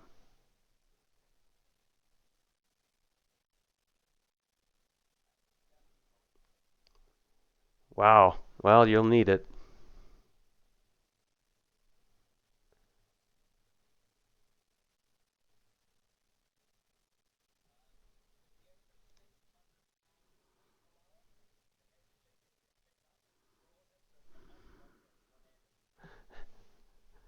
Oh, and they scatter and grovel on the ground, and yelping. That caught their attention, Mongo kind of mutters. Well,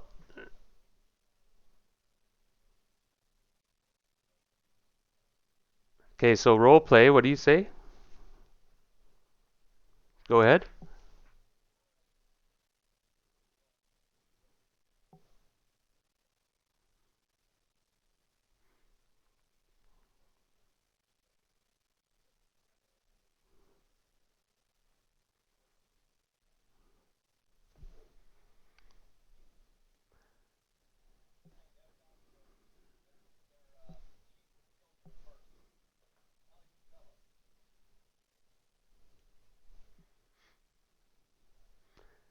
Oh, Mongo says, we best get going then. Are we taking them with us?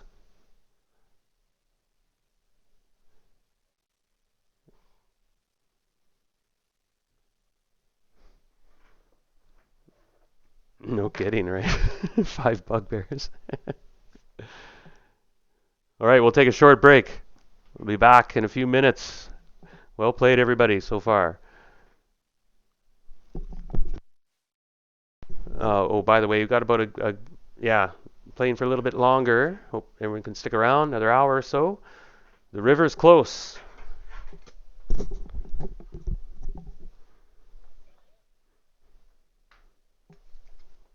Sorry, Heather? Oh,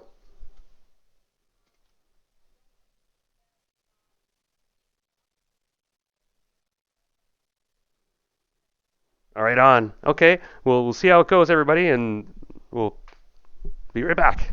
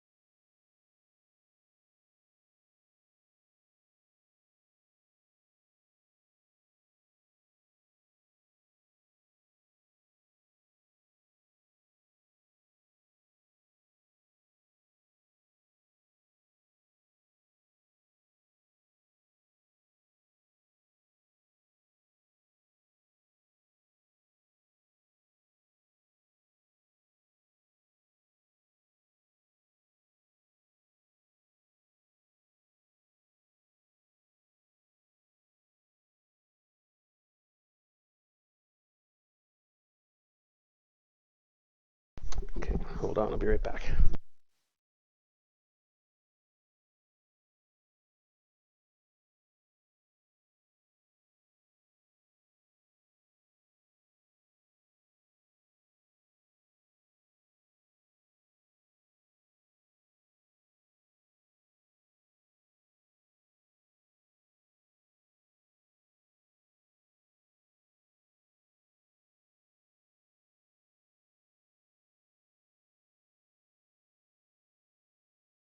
All right, exciting session so far.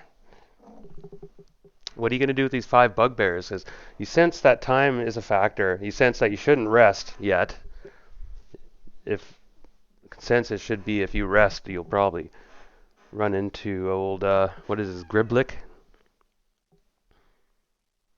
Have a quick look here again.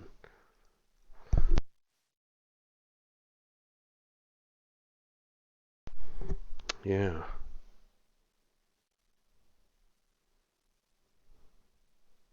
Chief Bruzglib. Bruzglib. What a terrible name.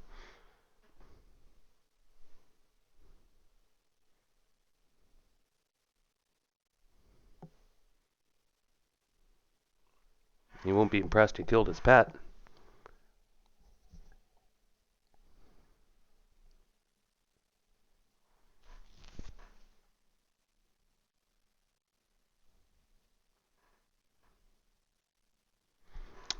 Yeah, Dean. Pretty. I think you're muted. Maybe.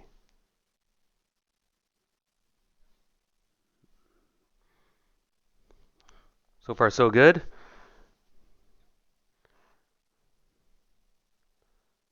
What are you going to do with the bugbears? Well, you can just let them go, I suppose.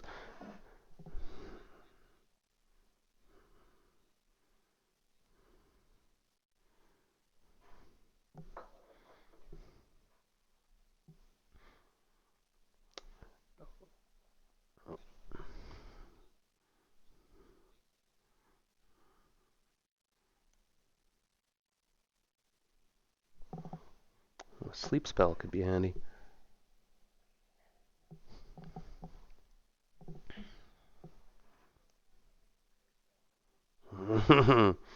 Cannons and complete accord. Finally, the little rat-faced one is making.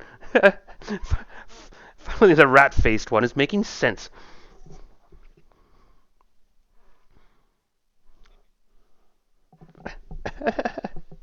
And Silk gives her a look back.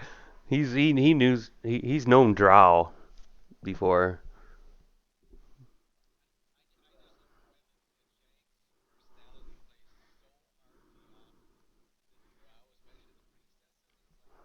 Oh, yeah.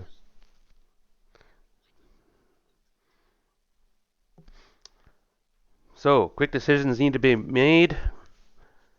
What to do with the bugbears?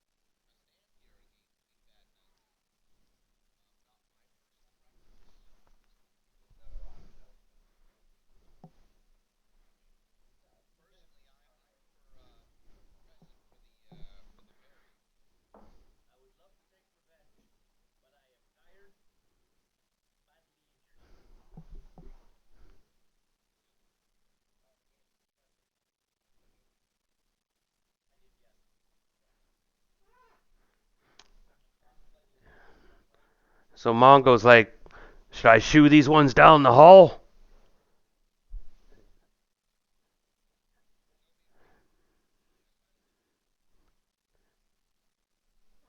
You're coming with us.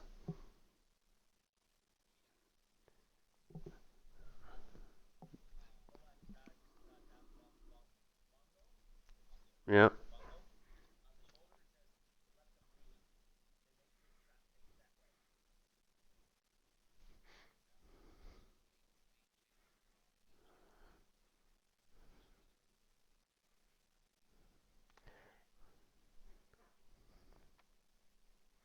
Mongo kind of shrugs and he's like, "It's a bad idea to me."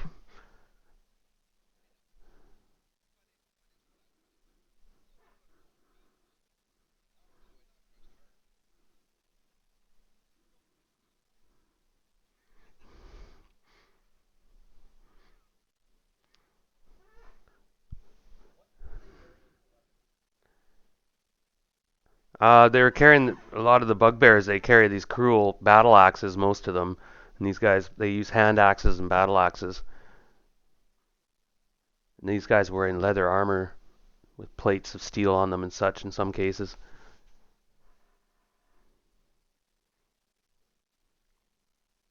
And they're whimpering and such, and they're hurting ahead. And you guys are gonna head off then? That's I know I'm not sure if Heather's is Heather there.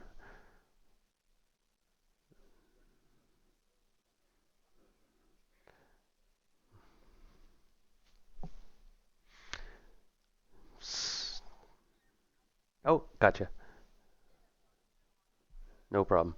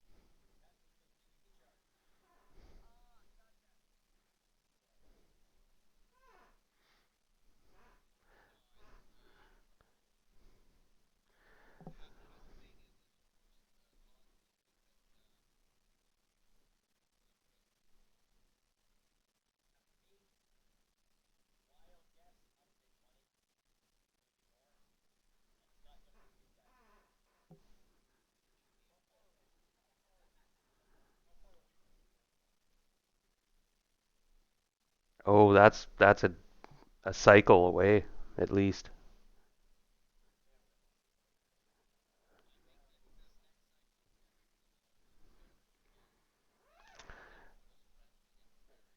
Mongo mentioned we should be close to the ferry.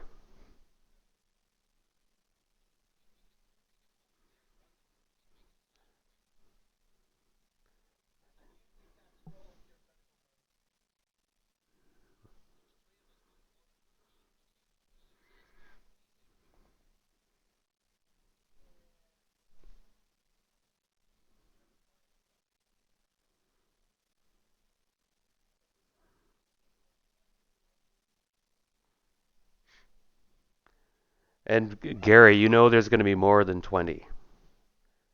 That's like his that would be his bodyguard. Uh,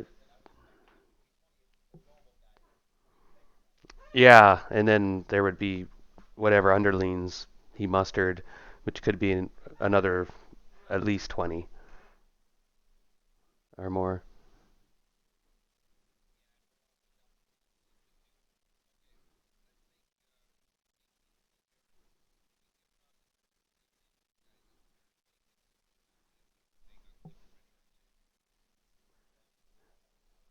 They will slow you down.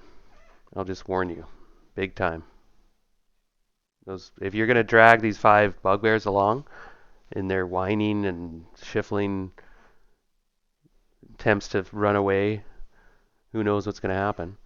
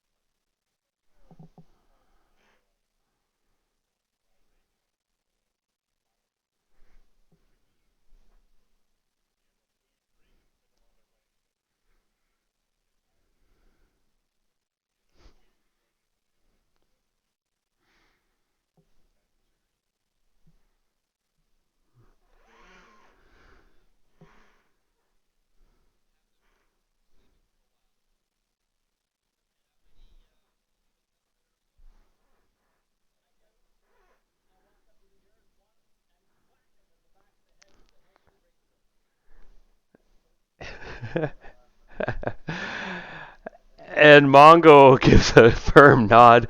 Hmm. Yes.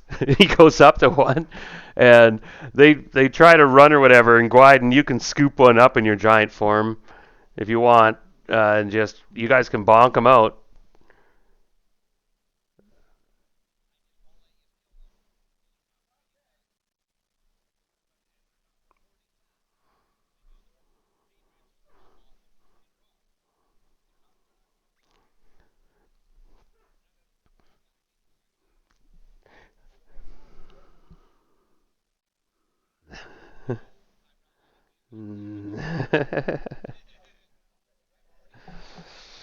All right, so that work is quickly taken care of with relish, as um, you guys dispatch them in a Zhang approved manner, and you guys do feel better about it, depending on your alignments. I'll let you guys all. That's your own inner compass. Silk shrugs again, and Cannon just, she comes back. Oh, finally! What? You're just knocking them out? And again, she puts her hands to her forehead. Uh, Now it's interesting that Gary is coming new into this group, so he doesn't know who Canon Arcadia is technically, right? Or do you, Gary? Right? Your character doesn't know much about this Canon.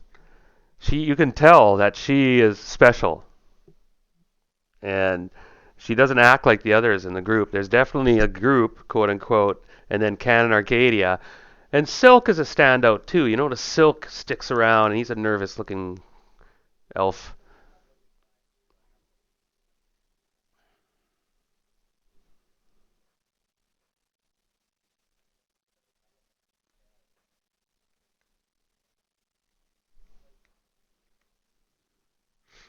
Yeah.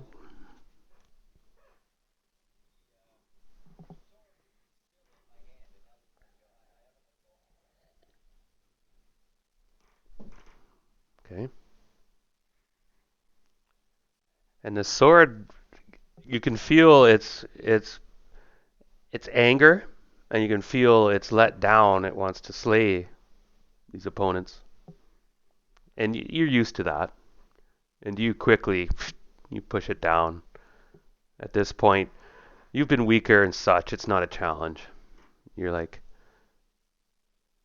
and you notice your hand becomes free on the weapon.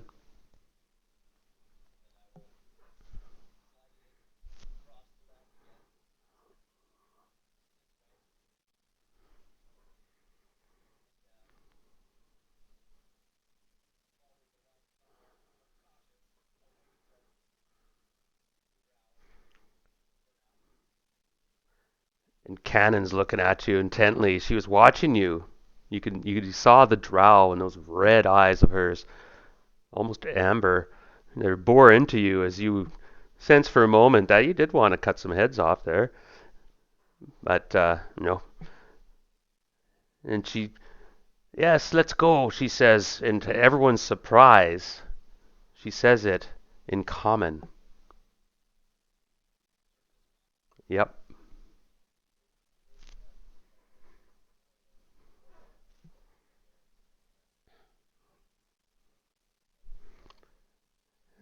But she says it, yeah, of course, in wrong tense and of course all off, awkward. Yeah, we go. She gives you all a grin, taps her head.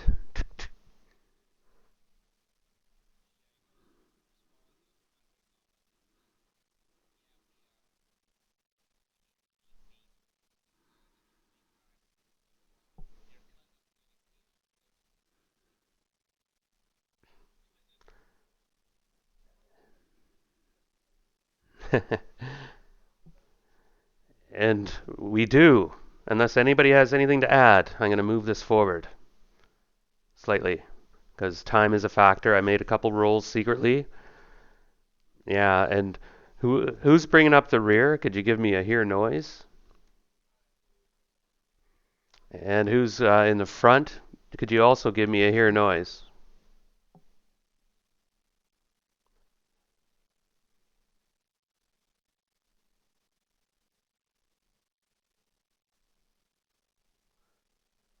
Okay, silk, you hear horns and drums.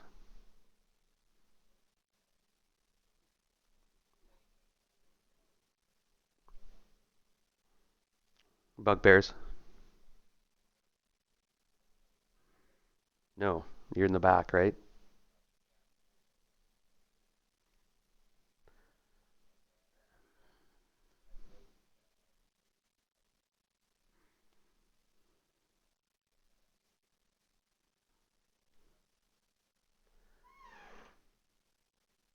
Okay, give me a saving throw, because in the Underdark, you have to make a roll to see if you can get a connection when you use those devices. Spells we'll use for now.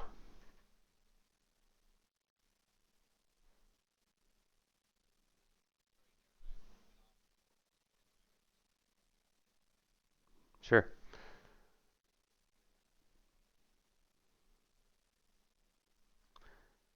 So, meanwhile, Zhang, actually, oh, won't need a roll, Zhang. After a while, you'll hear water and you'll feel moisture. Sorry, Brad, you were saying something?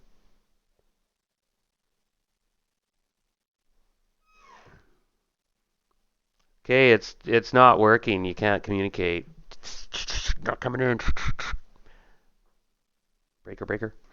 But Zhang, you hear water and you feel moisture,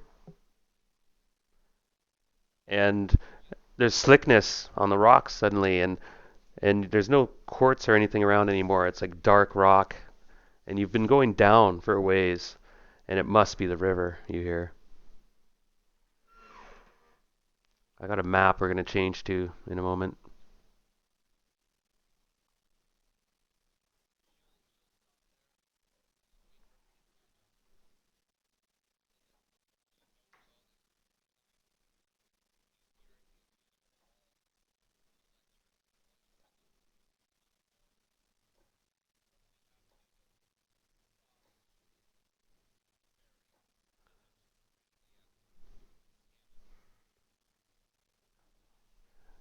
Now, Silk, you do hear drums and stuff. You have a moment you can react. You can come back and tell.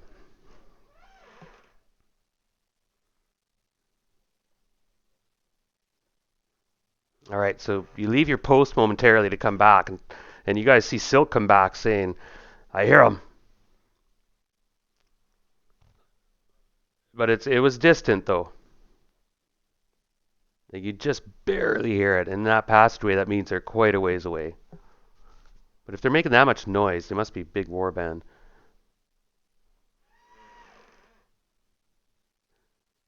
But meanwhile,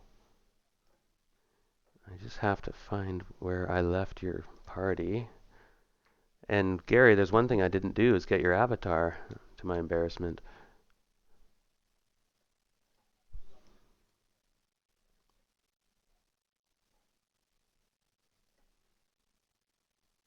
Got it. Okay, let me get the party assembled. Give me a moment, everybody.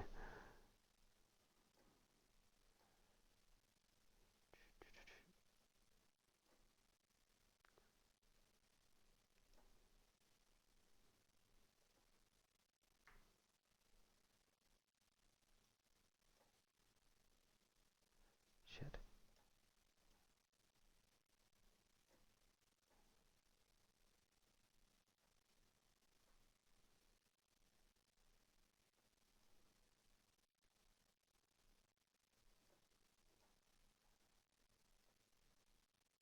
Hmm. Jane got messed up.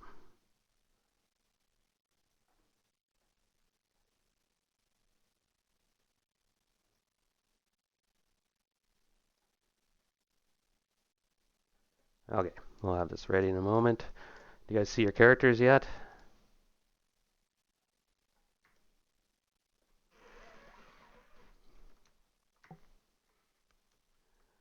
The place up ahead is lit, and it's fairly well lit in this kind of acquiescent, sparkling manner.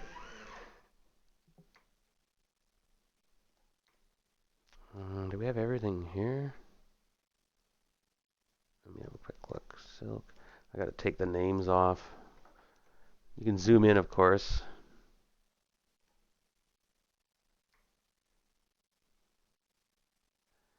Is everyone here? Mongo, Canon, Boudica, Zhang, Dreaderick, Silk, Guiden. And give me 1 second. I will. Sorry, Gary, I'll get your character. For the moment, we'll just roll with it. Yeah. We got a bit of time. Oh no, give me a minute. Give me a minute. I'll find you even just a temporary character.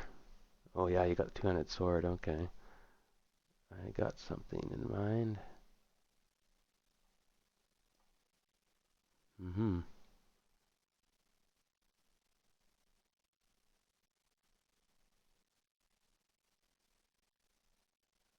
Well, actually, I like this one.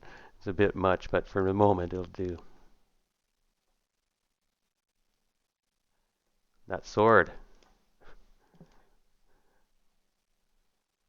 We can change it, but it just kind of. I'll adjust it to your character. In a minute, you should be able to control it. I'll let you know.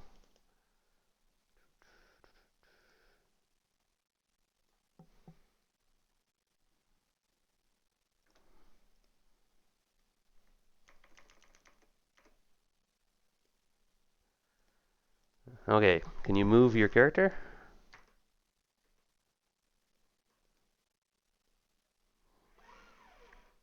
All right. That's sword.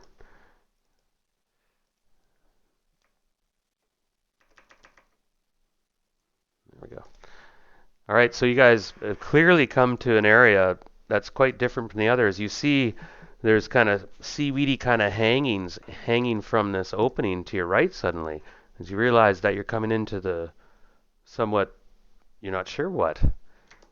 The passageway opens up, and it looks like it descends down, and you clearly hear the river in front of you flowing, and it's large and deep.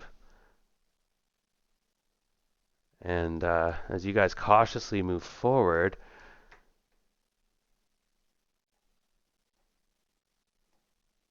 unless you want to scamper off into one of these nooks or crannies, let me know. Or if you want to do something else.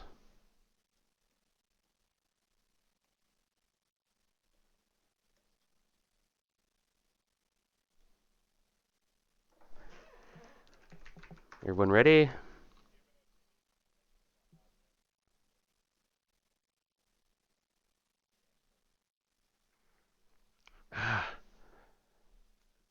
I I'm not sure. It was always taken care of. We had arrangements. There's a fee.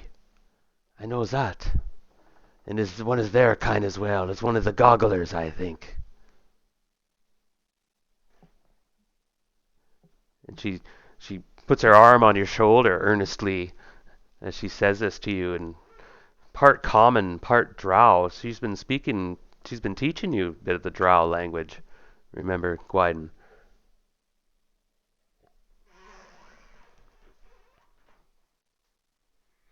Now, Gwyden, how have you handled these clear come-ons? Now, you sense that she senses a challenge in you, perhaps. Like she has never, of course, a drow priestess would never be rebuffed, right? And you've rebuffed her.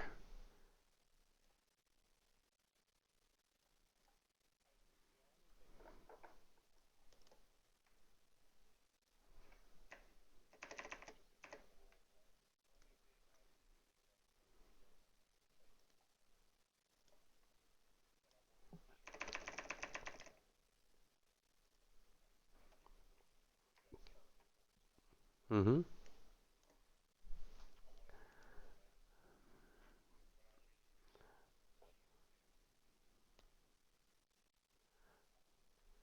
Okay, no, then that's interesting because that's all I needed to know really. That you're playing the gentleman card then. You're not going to be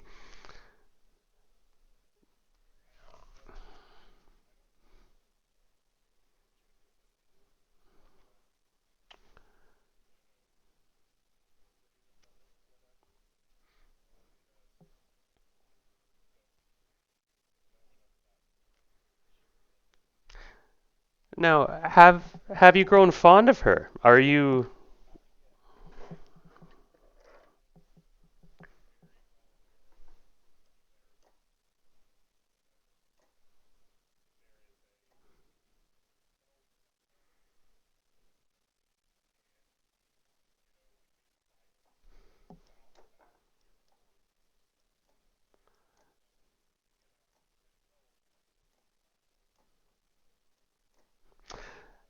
Well, that's that you role play it from now on. That's enough said. I I understand where you're coming from. I was wondering if you were gonna have any returned. Well, we'll see how it goes. But you do have hormones and such, and you are male, and she has been using quite extravagant guile, just to let you know. And so we'll let it slide for now. But you've been a gentleman, and you just and she, yeah, she's sensing that. And for the moment, though, you guys are distracted by the sound of this huge river, and it looks so strange in the Underdark. But there it is, and it's a big one, probably about 60 feet across or so. Your characters are actually a bit big right now. This place is fairly large. I'll shrink you down. You'd be about. And as you're making your way down, Gwyden happens to be in front a bit. Zhang's usually up front. And you guys have been pushing yourselves pretty quick. You haven't heard. Silk's been bringing up the rear. Give me another hear noise quickly, Silk, if you would. I'll move you back there.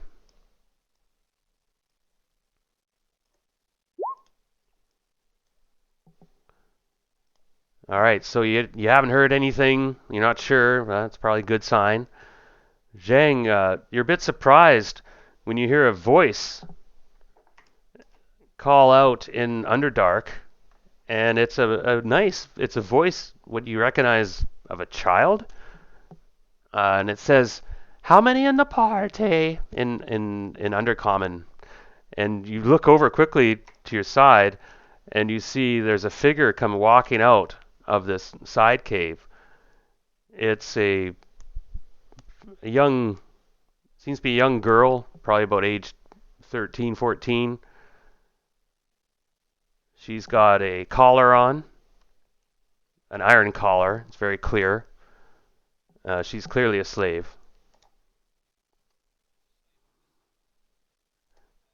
She's right here. Oh, pardon me. Let me.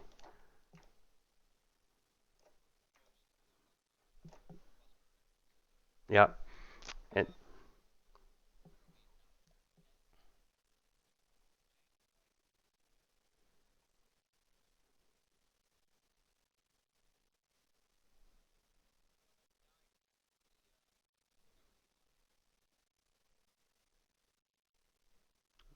oh, Hondo's gone.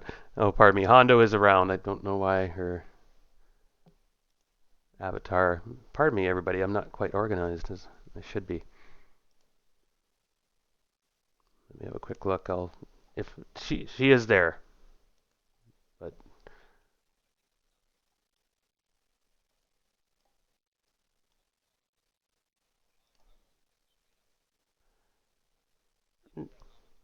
9. Okay, let's role play then. Uh, so role play this, and go ahead, Jang. You say 9, and she's 9 platinum pieces.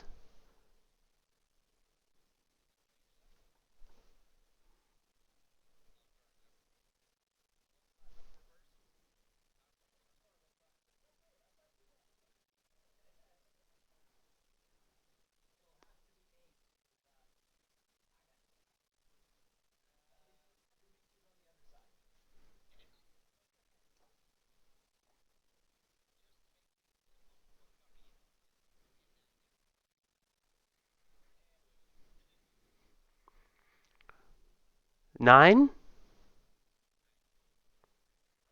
May the blessings of blib blubba bloop upon you. And then she ignores you and walks to the edge of the river here, and she pulls out a conch, and blows into it.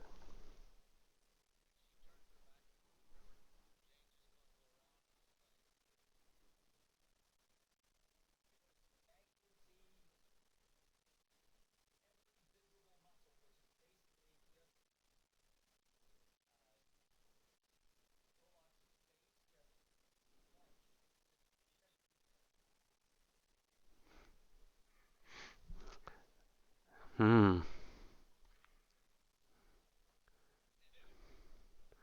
Okay, who's watching the rear? Silk's still bringing up the back, so you have to stay out of it then. Yeah, you're in the back. That's an important role.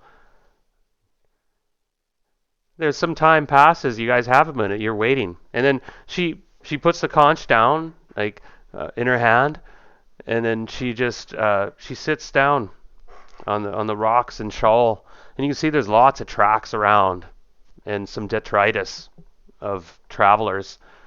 You see a shredded flask discarded somewhere, a broken knife or something perhaps in the sand.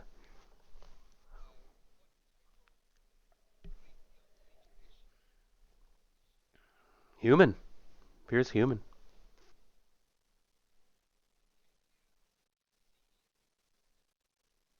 Oh yeah, the place is lit. The whole place is actually lit by braziers that somebody tends to. I forgot to mention that. And there's casting sparkling lights off the river and stuff. There's some a couple big braziers on the edge of the thing river.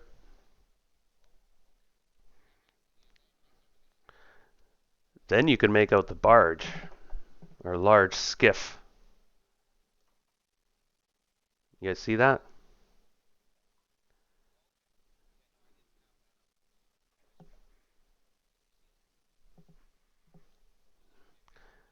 And she's just sitting there staring out at the river.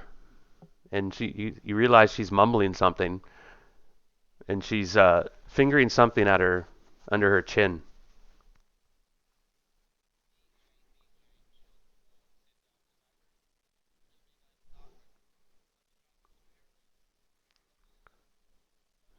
Jane, give me a +5 wisdom roll as you hear her. As you get close, you can well, you can hear what she's mumbling and such.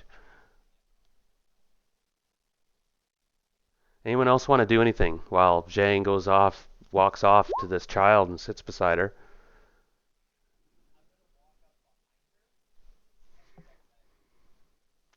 on the slave? Ah, so you have to have your sword out. Yep.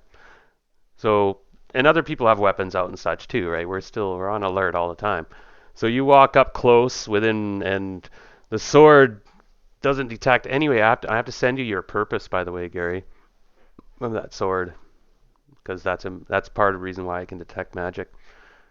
But the sword is disappointed. There's no magic.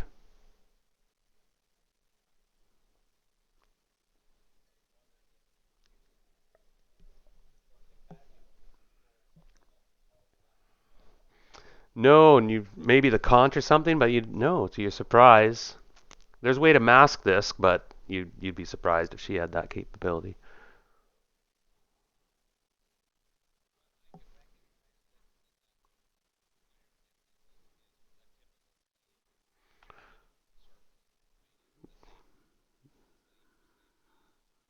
Hmm. Yeah, like just the way it's made and the crude purpose of it. Yeah, nobody would wear that if they weren't a slave.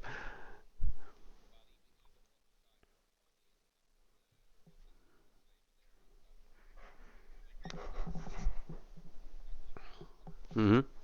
Anyone else want to do anything?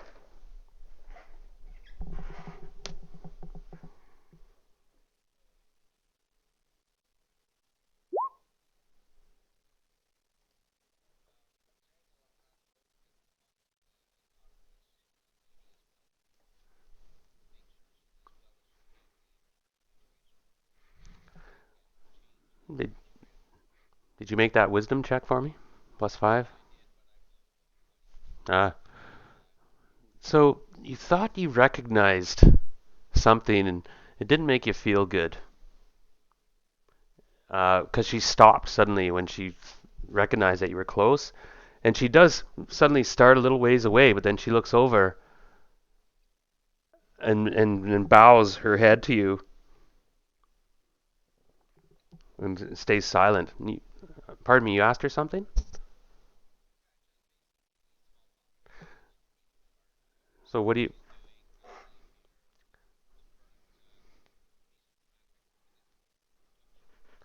Ah, she's. I am. I am what I am. She now. Do you? Are you speaking Undercommon? Do you speak Undercommon? Rough. Heather, you got Zhang gave you a motion to come over, and you're welcome to join them if you want. Roll. Okay, but that's what. Yeah.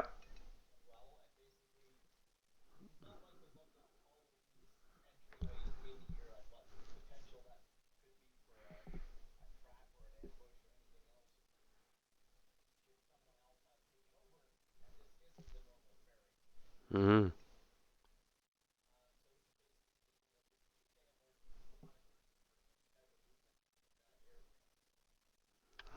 All right.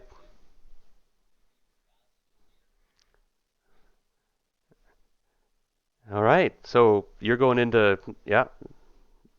You join Silk going into defensive mode and watching for more of these slaves, perhaps, or other threats. Gwyden, you're watching everything with a keen eye of the commander. Is there anything you want to add?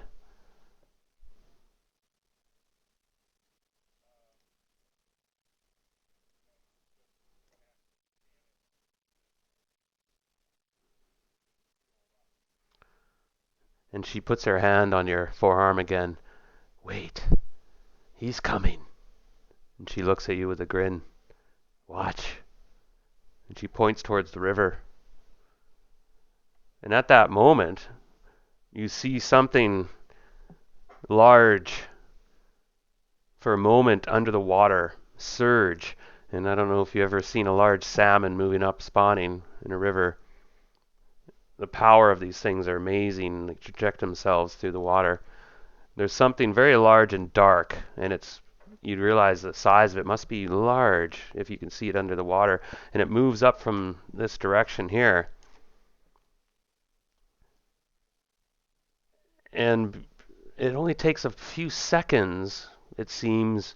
This large shape moves right up the river and disappears in the other end. And immediately you see the slave drops with her forehead on the ground. And the shape disappears for the moment. And Gwyden, you were like, whoa. And Cannon's like, huh, yes, I think it's okay. I hope they're quick, though. I have a bad feeling, she says. And she's speaking Drow to you. You realize now, and I'm going to give you Drow now. Basically, on the linguistic scale, it's out of 5 in my homebrew sense. At this point, if you're level 5, you'd be able to read and write fluently a language. All right. If you're a 1, you'd have rudimentary skills. Ask basics, and then 2 would be at a point where you could actually pass off and communicate. Level 3 would be you're good. You can talk the language. At this point, you'd be level 2 Gwyden and Drow. And you realize that Canon, is probably level 2 in common, just to give you an idea. And she's excited because she's like, you wait. And we're back to the party. Anyone want to do anything? As not many of you caught that. I would say that Gwyden did, and Zhang, and Tolax might have. And Boudica was up front with the girl, too. So Boudica was up here with Zhang at the edge. And you hear her speak suddenly, bow, you fools.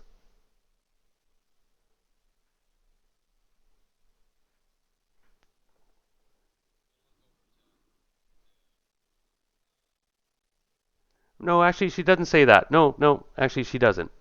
No, pardon me. That was wrong. That was sudden. But she just stays bowing.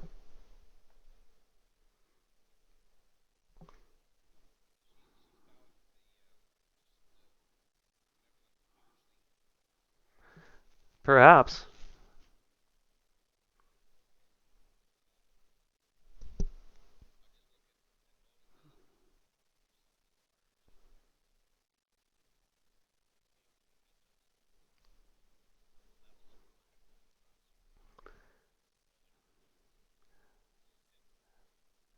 Is anybody watching across the river?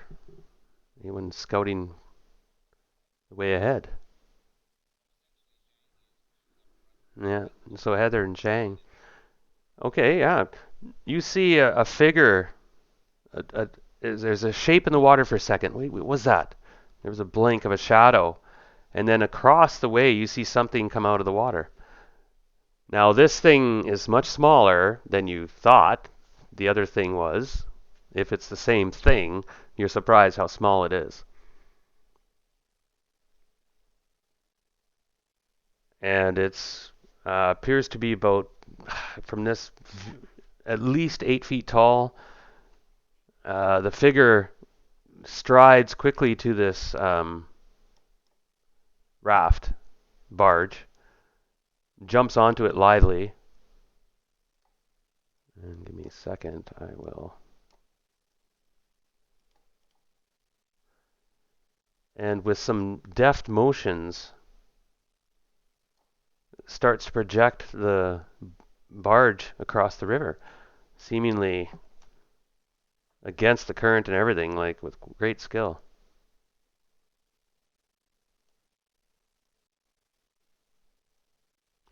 And the girl stands up and goes, "Ah, that is the master. He will ferry you across. Your platinum, please." And she holds out her hand.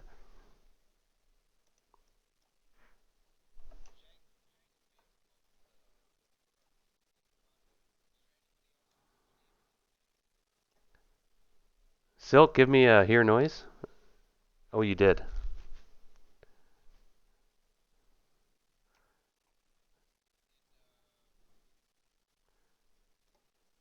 Okay, Silk, somebody's coming down the passage.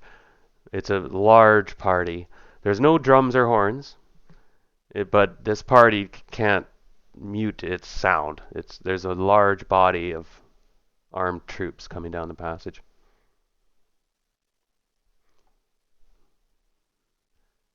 You there, Brad?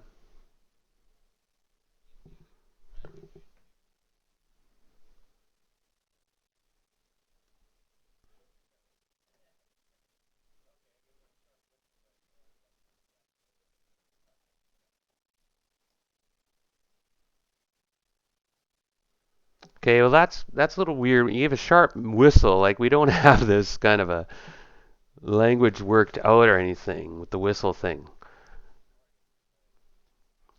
Yeah, so that's what I'm getting at with the whistle thing. I mean, if you guys have something going, but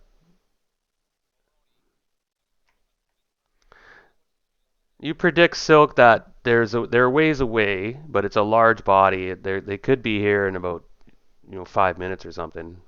Not even, actually moments. So meanwhile, the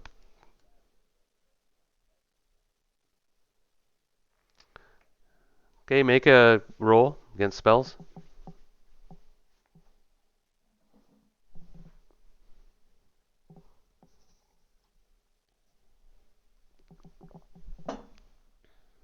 All right, so you guys get through. It's like I think they're coming, but we got a couple minutes.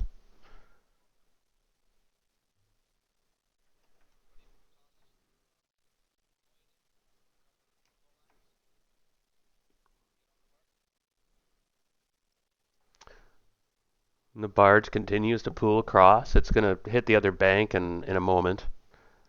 Your bank.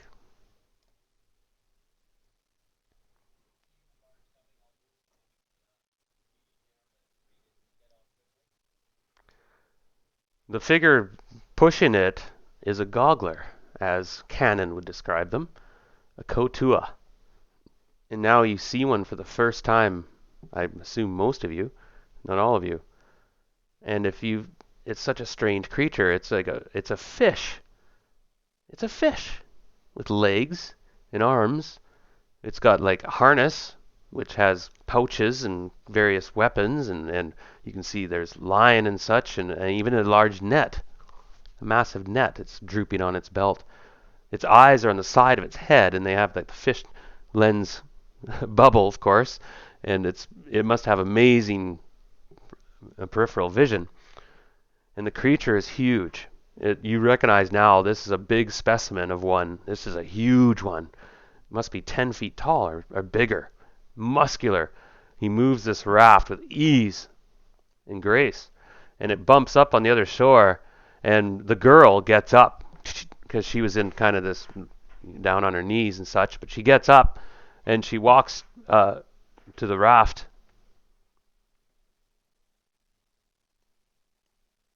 Now, Silk, you're kind of bringing up the back, and you're like, oh. And they speak in a strange tongue. And anyone speak Kotua?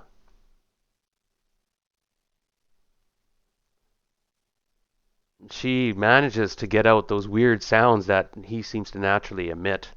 And the girl speaks them and fluent. Now, I'm going to backpedal a little bit because I rushed things. There was a moment when Boudica and Zhang were sitting with the girl. Was there anything you wanted to ask her and such before a few moments previous?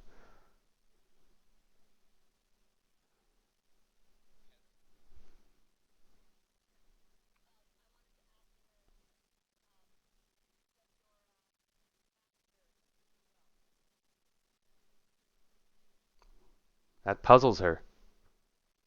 Treat? Well, I am the slave. He treats me as a slave. And you hear the language of a slave that has been perhaps her whole life born into this predicament.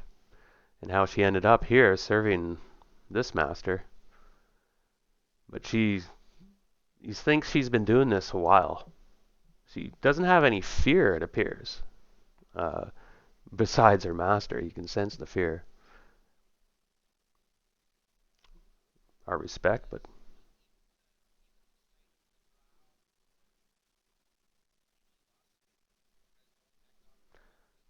doesn't appear to. She's probably seen it all.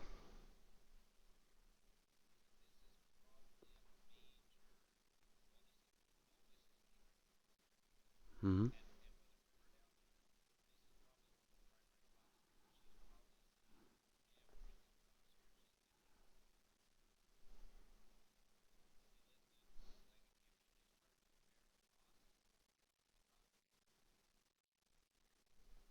So far.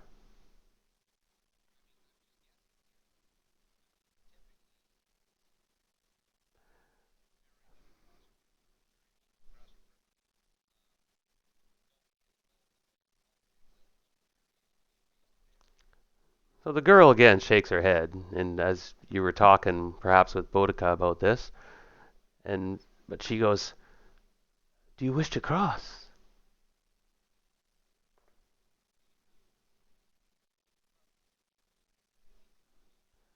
And then you see there's a note, and you realize she's looking off, and she looks off the river side of her eyes. She goes, "Where are you going?"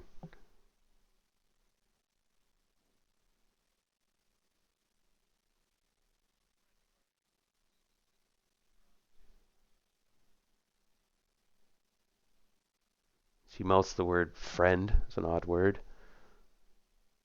Hmm. Well, the blessings of Blip Little Bloop go with you.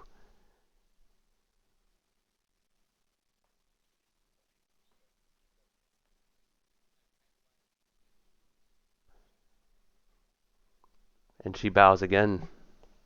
Hurry.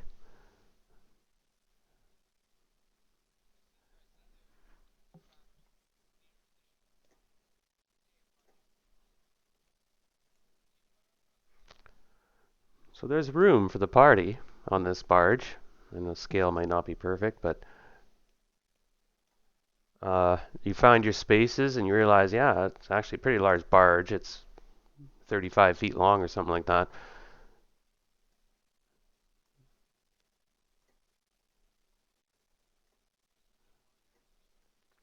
Yeah, I'm going to move you across. And it's sort of a Hollywood moment too, because you see a large troop entering the cavern suddenly as you guys are about halfway across.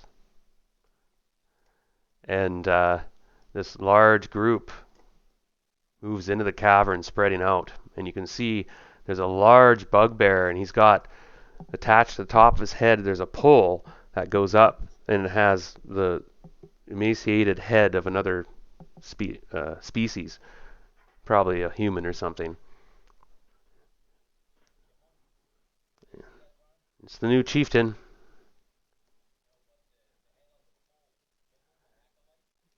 Oh, there's a good chance it is.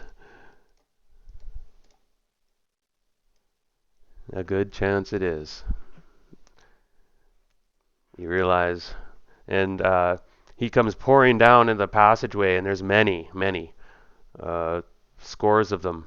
And they're spreading out and moving, and they come up short as they see the river, and suddenly they see the child there, who appears unimpressed in some sense. She hasn't moved. Now you're about halfway across, and the ferryman, as you look at him, and he always has one eye on you, no matter where his head is centered, because he has that 180 peripheral thing going, right? And you can't tell where the iris is and such, and it swivels. It gives you an unnerving look. Um, he seems to just unconcerned with you and doesn't seems unapproachable. If anyone wants to do anything, you're welcome to try as you head across. But you see this troop spreading out and coming down toward the towards the river.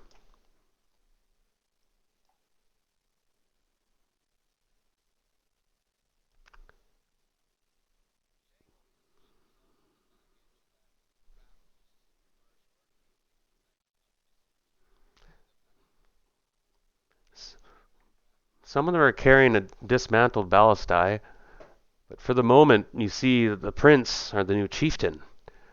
He strides forward arrogantly and he yells out, "Oh, coward!"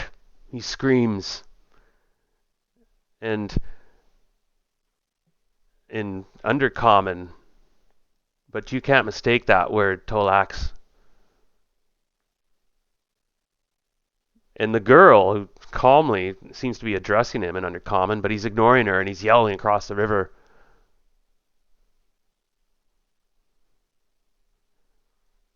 "Coward, come face me!" He's screaming.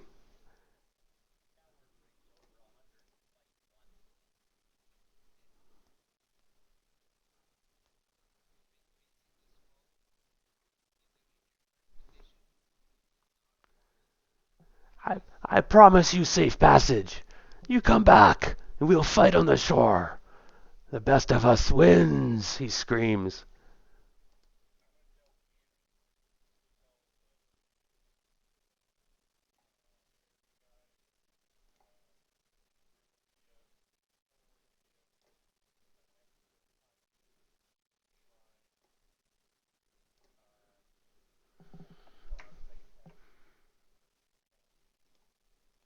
Now hold on a minute.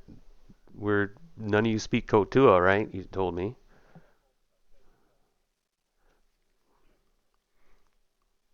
No, she doesn't. The girl. Yeah, pardon me. No, but nice try. Like it.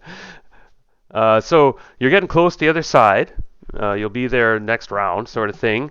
And he's like, "That's what I thought. Coward!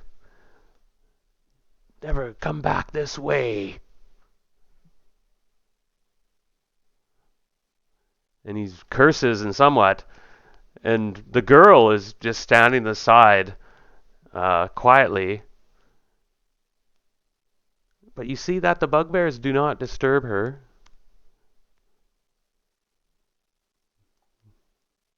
And you guys hit the other shore. And the Kutoa creature, his eyes goggle you for a moment before he steps to the side gesturing, and you apparently can disembark.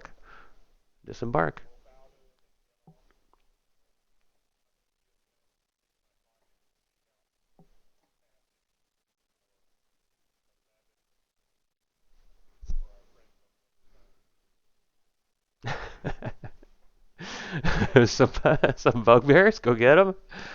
Oh, I wish you could speak his tongue. Nice. I like. I, oops.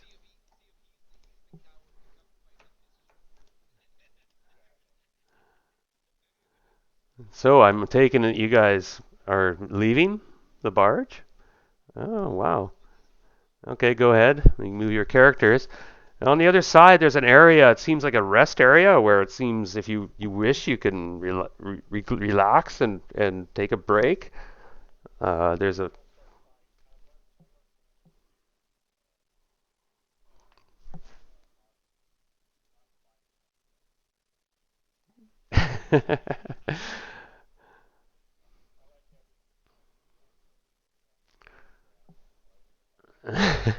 Good call, especially if you're in heavy armor.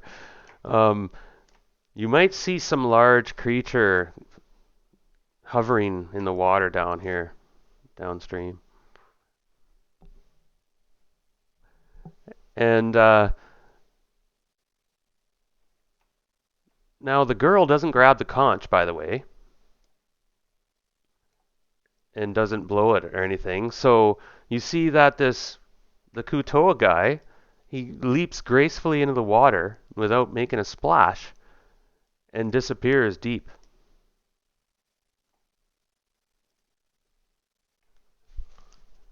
for the moment.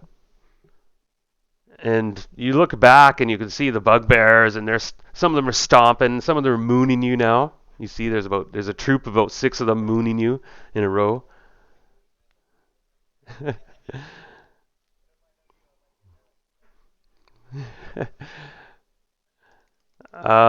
Do you guys want to stay or go? You see that there's a clear exit.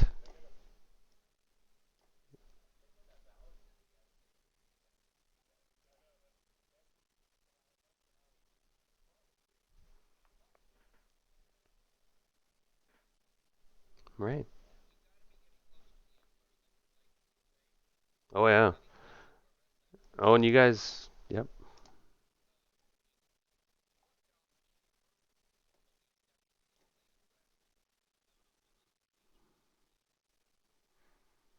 Oh, and you can travel for an hour or so, right? And just move if you want, or all right. So everybody in formation again, yeah, and Cannon's even showing her exhaustion. Like everybody's really tired and beat up. You guys have cuts and bruises, and even magical healing can't just cover up that sheer exhaustion. You know, you need some good real rest. And but you guys successfully crossed the river. You didn't diplomatically drop your pants or anything. And I thought one of you might want to go back. Yes, I'll go back and fight him on the shore. And that would have been interesting.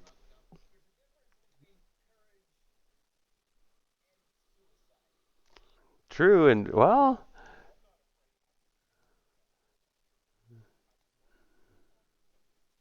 no, no,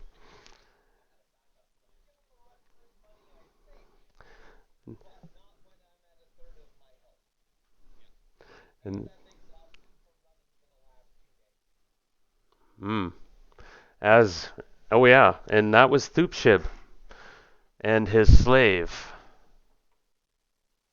You didn't never asked. You never got her name. Actually, she never gave you her name.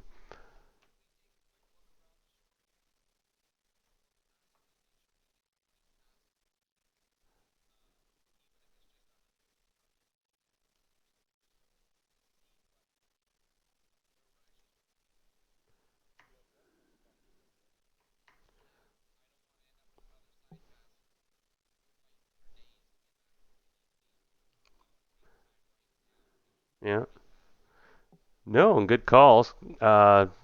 So while they're hooting, hollering, and mooning ya and stuff like that, um, you quickly go over here and you want to head down these little passageways.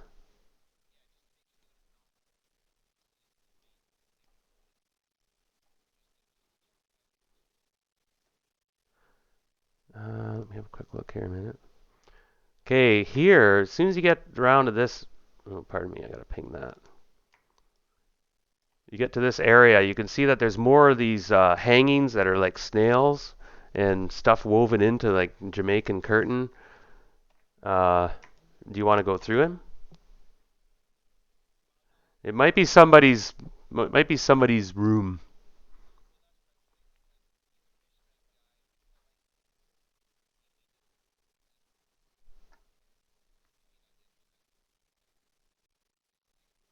Yeah.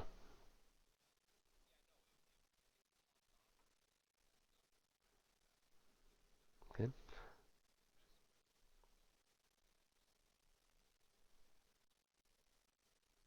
Yeah. Yeah. So no, no, good call. And I was gonna say you could go in there and search his den, but there could be consequences. Be warned. Yeah. Okay. You end up fighting him, eh? So you realize, yeah, and it becomes obvious that this is the main thoroughfare. You can tracks and so on, and this guy can even move like carts and stuff across, right, on that barge. So I mean, there's tracks, wagon tracks, and things too.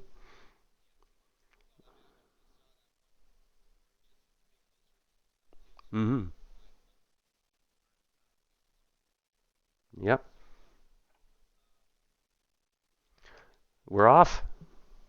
Okay, you guys have cleared through. I'm going to bring us back to the map, and we're getting near the mark where the session's going to conclude. And I'm surprised that nothing blew up, or I'm just a bit surprised. There appears to be one primary passage, and there's a chance that you'll find secret passages, but it appears that there's a primary passage that'll have a 3-cycle journey to an intersection that's unmarked. There's no information on it that you guys know of. And even on this map, your actually authentic map, you guys copied it on. This is your map that you guys drew, and this is the map that you had from Boudica when she was a child. She found in the library at the Grove, and you deciphered. And so you're not sure what you'll find here, if anything. But you have a choice there when you reach that area to go to the left into the unknown potentially in the right direction, or you can follow the main trade route that goes through the shrine of the Kuatoa. And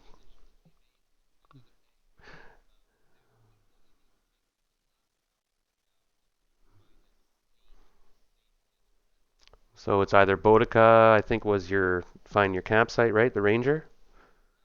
All right, give us a wisdom roll. Yeah. Anyone want to any chance to role play, by the way? Anybody? Anyone want to add anything? Uh,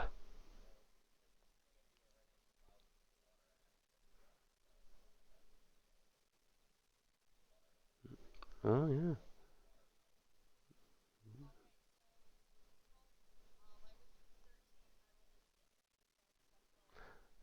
You do find a you actually have a choice. I'll give you you can stay in what is clearly a a rest stop area that is designed for that purpose. It's got a catchment, a basement of water. It's got a little side room and shelves, and there's even some blankets and things in there. It's and you've seen this before along the main trade routes. There's areas that where people just over time have just built areas to rest. Yeah, and so you can choose that, or with that rule, you can also choose an uncomfortable area that's a little side nook down a little side passage that will give you more seclusion.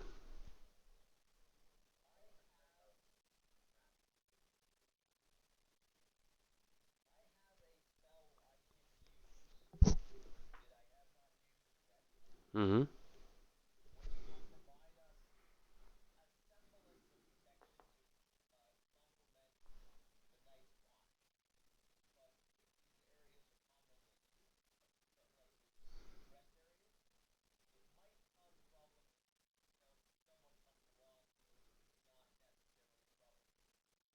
Right. Don't want to set off a mine in a friendly's face. And you had met a merchant, I remember, a few sessions ago, and it was just kind of a hello, goodbye situation. So you're absolutely right. There could be a merchant train just come across and just say, hey, good day to you.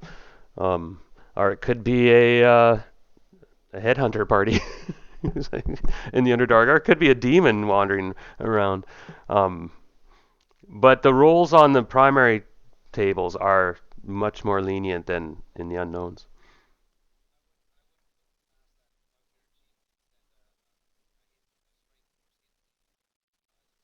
Mm,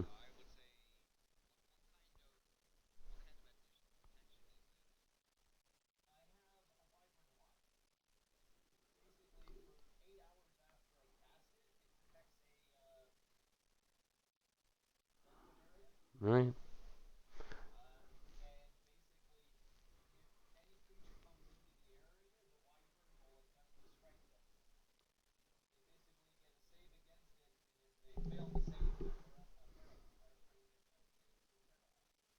Well, that is handy.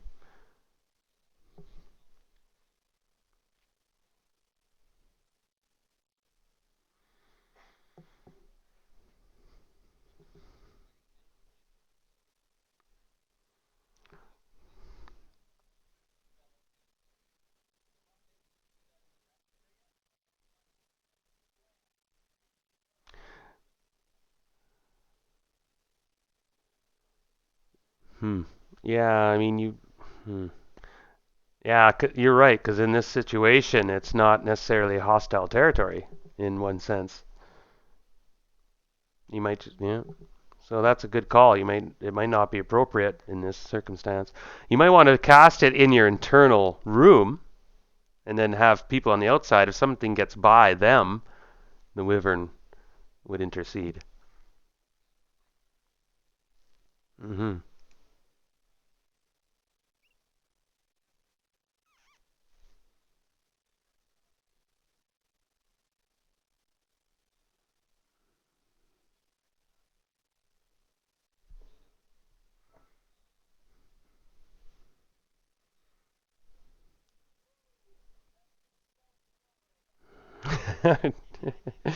Oh man. Well,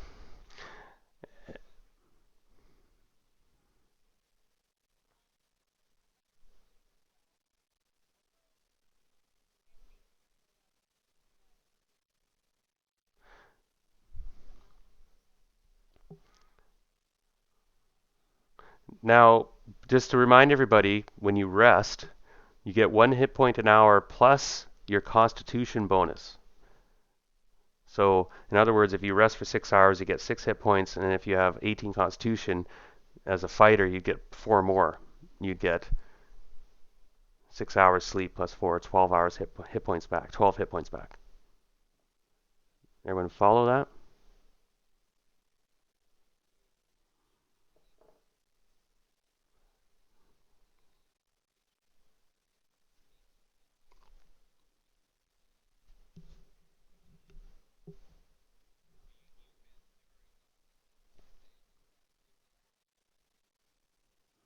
Mm-hmm.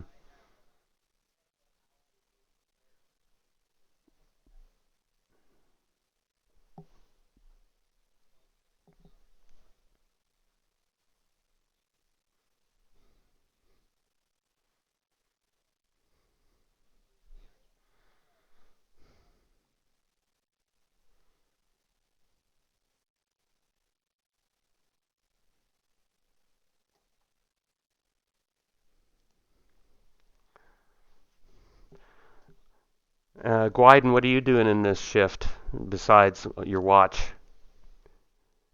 And just so you know, cannon tries to slip into your backpack. Or your sheets.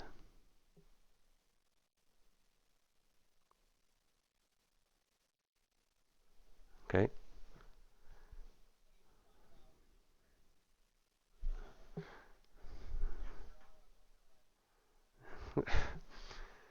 It's subtle though, but we'll get to that anyway. And well,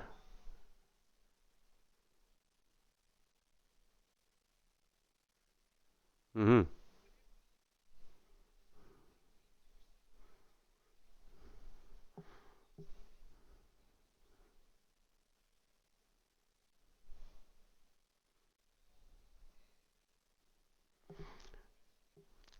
yeah. Well, generally you'll get another random encounter roll is what it'll the consequence. Now the random encounters are on the primary passageways are not very common unless they're like merchants or something. Like my chances of rolling a hostile encounter are slim but possible. So that's the only consequence of doing a double shift is that I make another roll. Because generally every shift I make a roll and there's a different table for secondary passageway, tertiary passage, and primary passage, right? So no, it's good. Yeah. Mhm.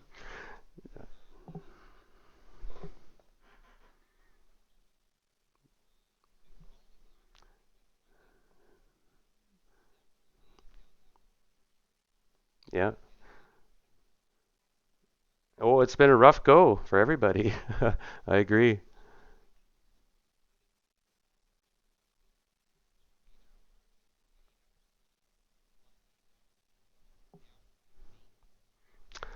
Well, the payoff would be you would be recharged like you would get a full rest and oh yeah.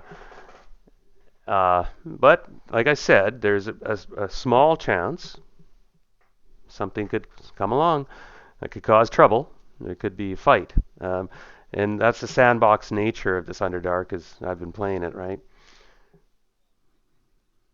Sure. Yeah. What do you guys think?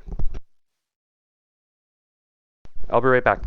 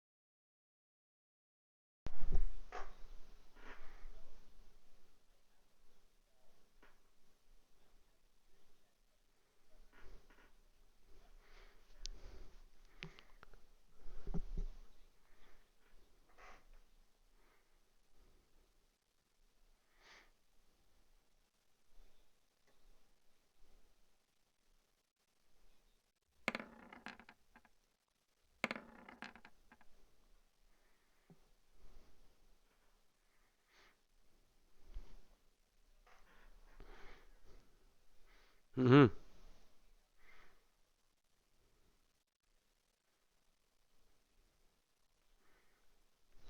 Sure.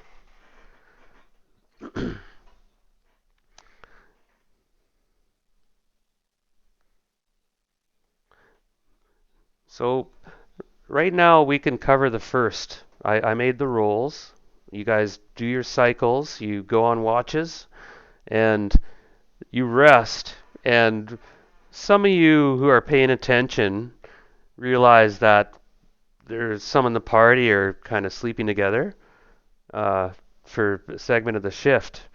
And how you play that is up to you, but you give them the privacy, I assume, for the moment, as is your custom in your societies.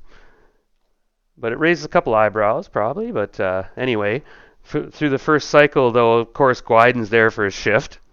when his turn comes up, he's there, and Drederick signs off to him. And you guys go through your cycles, you get your rest. You see that Tolax is truly exhausted, and uh, now whether your creed and your alignment insists on you doing your shift, Tolax, that's up to you. But if you show up for your shift, you're there and ready to go. I'm assuming. Are you that type? Are you more like Silk, who's like, wake me up later? Sorry, Silk, that's fine.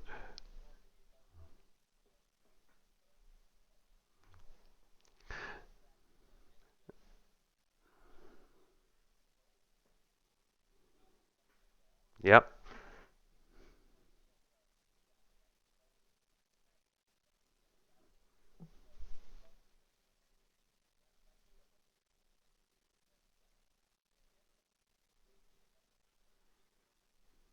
Hmm. Nice. And Silk's kind of like, he could take my shift.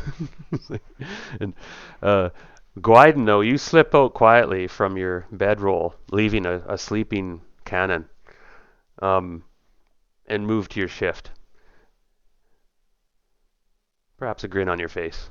But Silk, take your shift as well. Heather, you've been watching the interactions, and I'll let you decide how you want to take everything, but you take your shift and your turn, of course. Is there anything you want to add to this adventure before we conclude?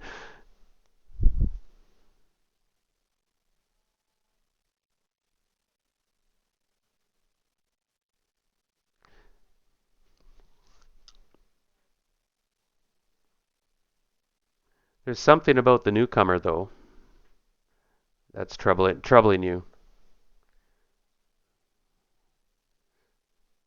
And he looks ruthless.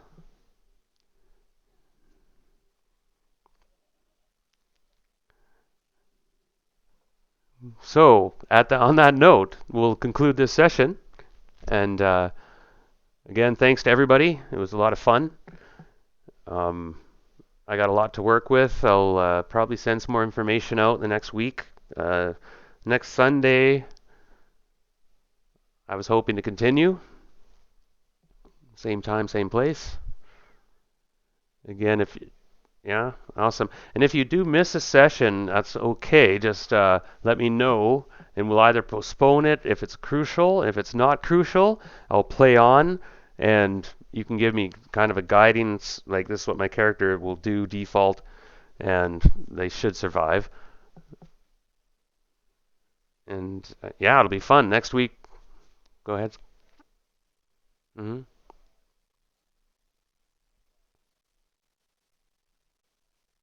Okay. I hope so.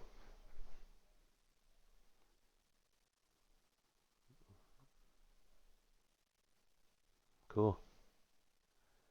No, that was an interesting session. I'm Yes, and I made the rolls. It's uneventful. Yep.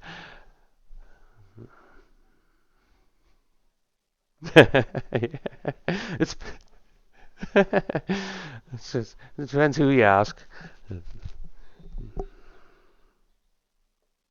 All right, everybody. Thanks again. I'll we'll see you next week.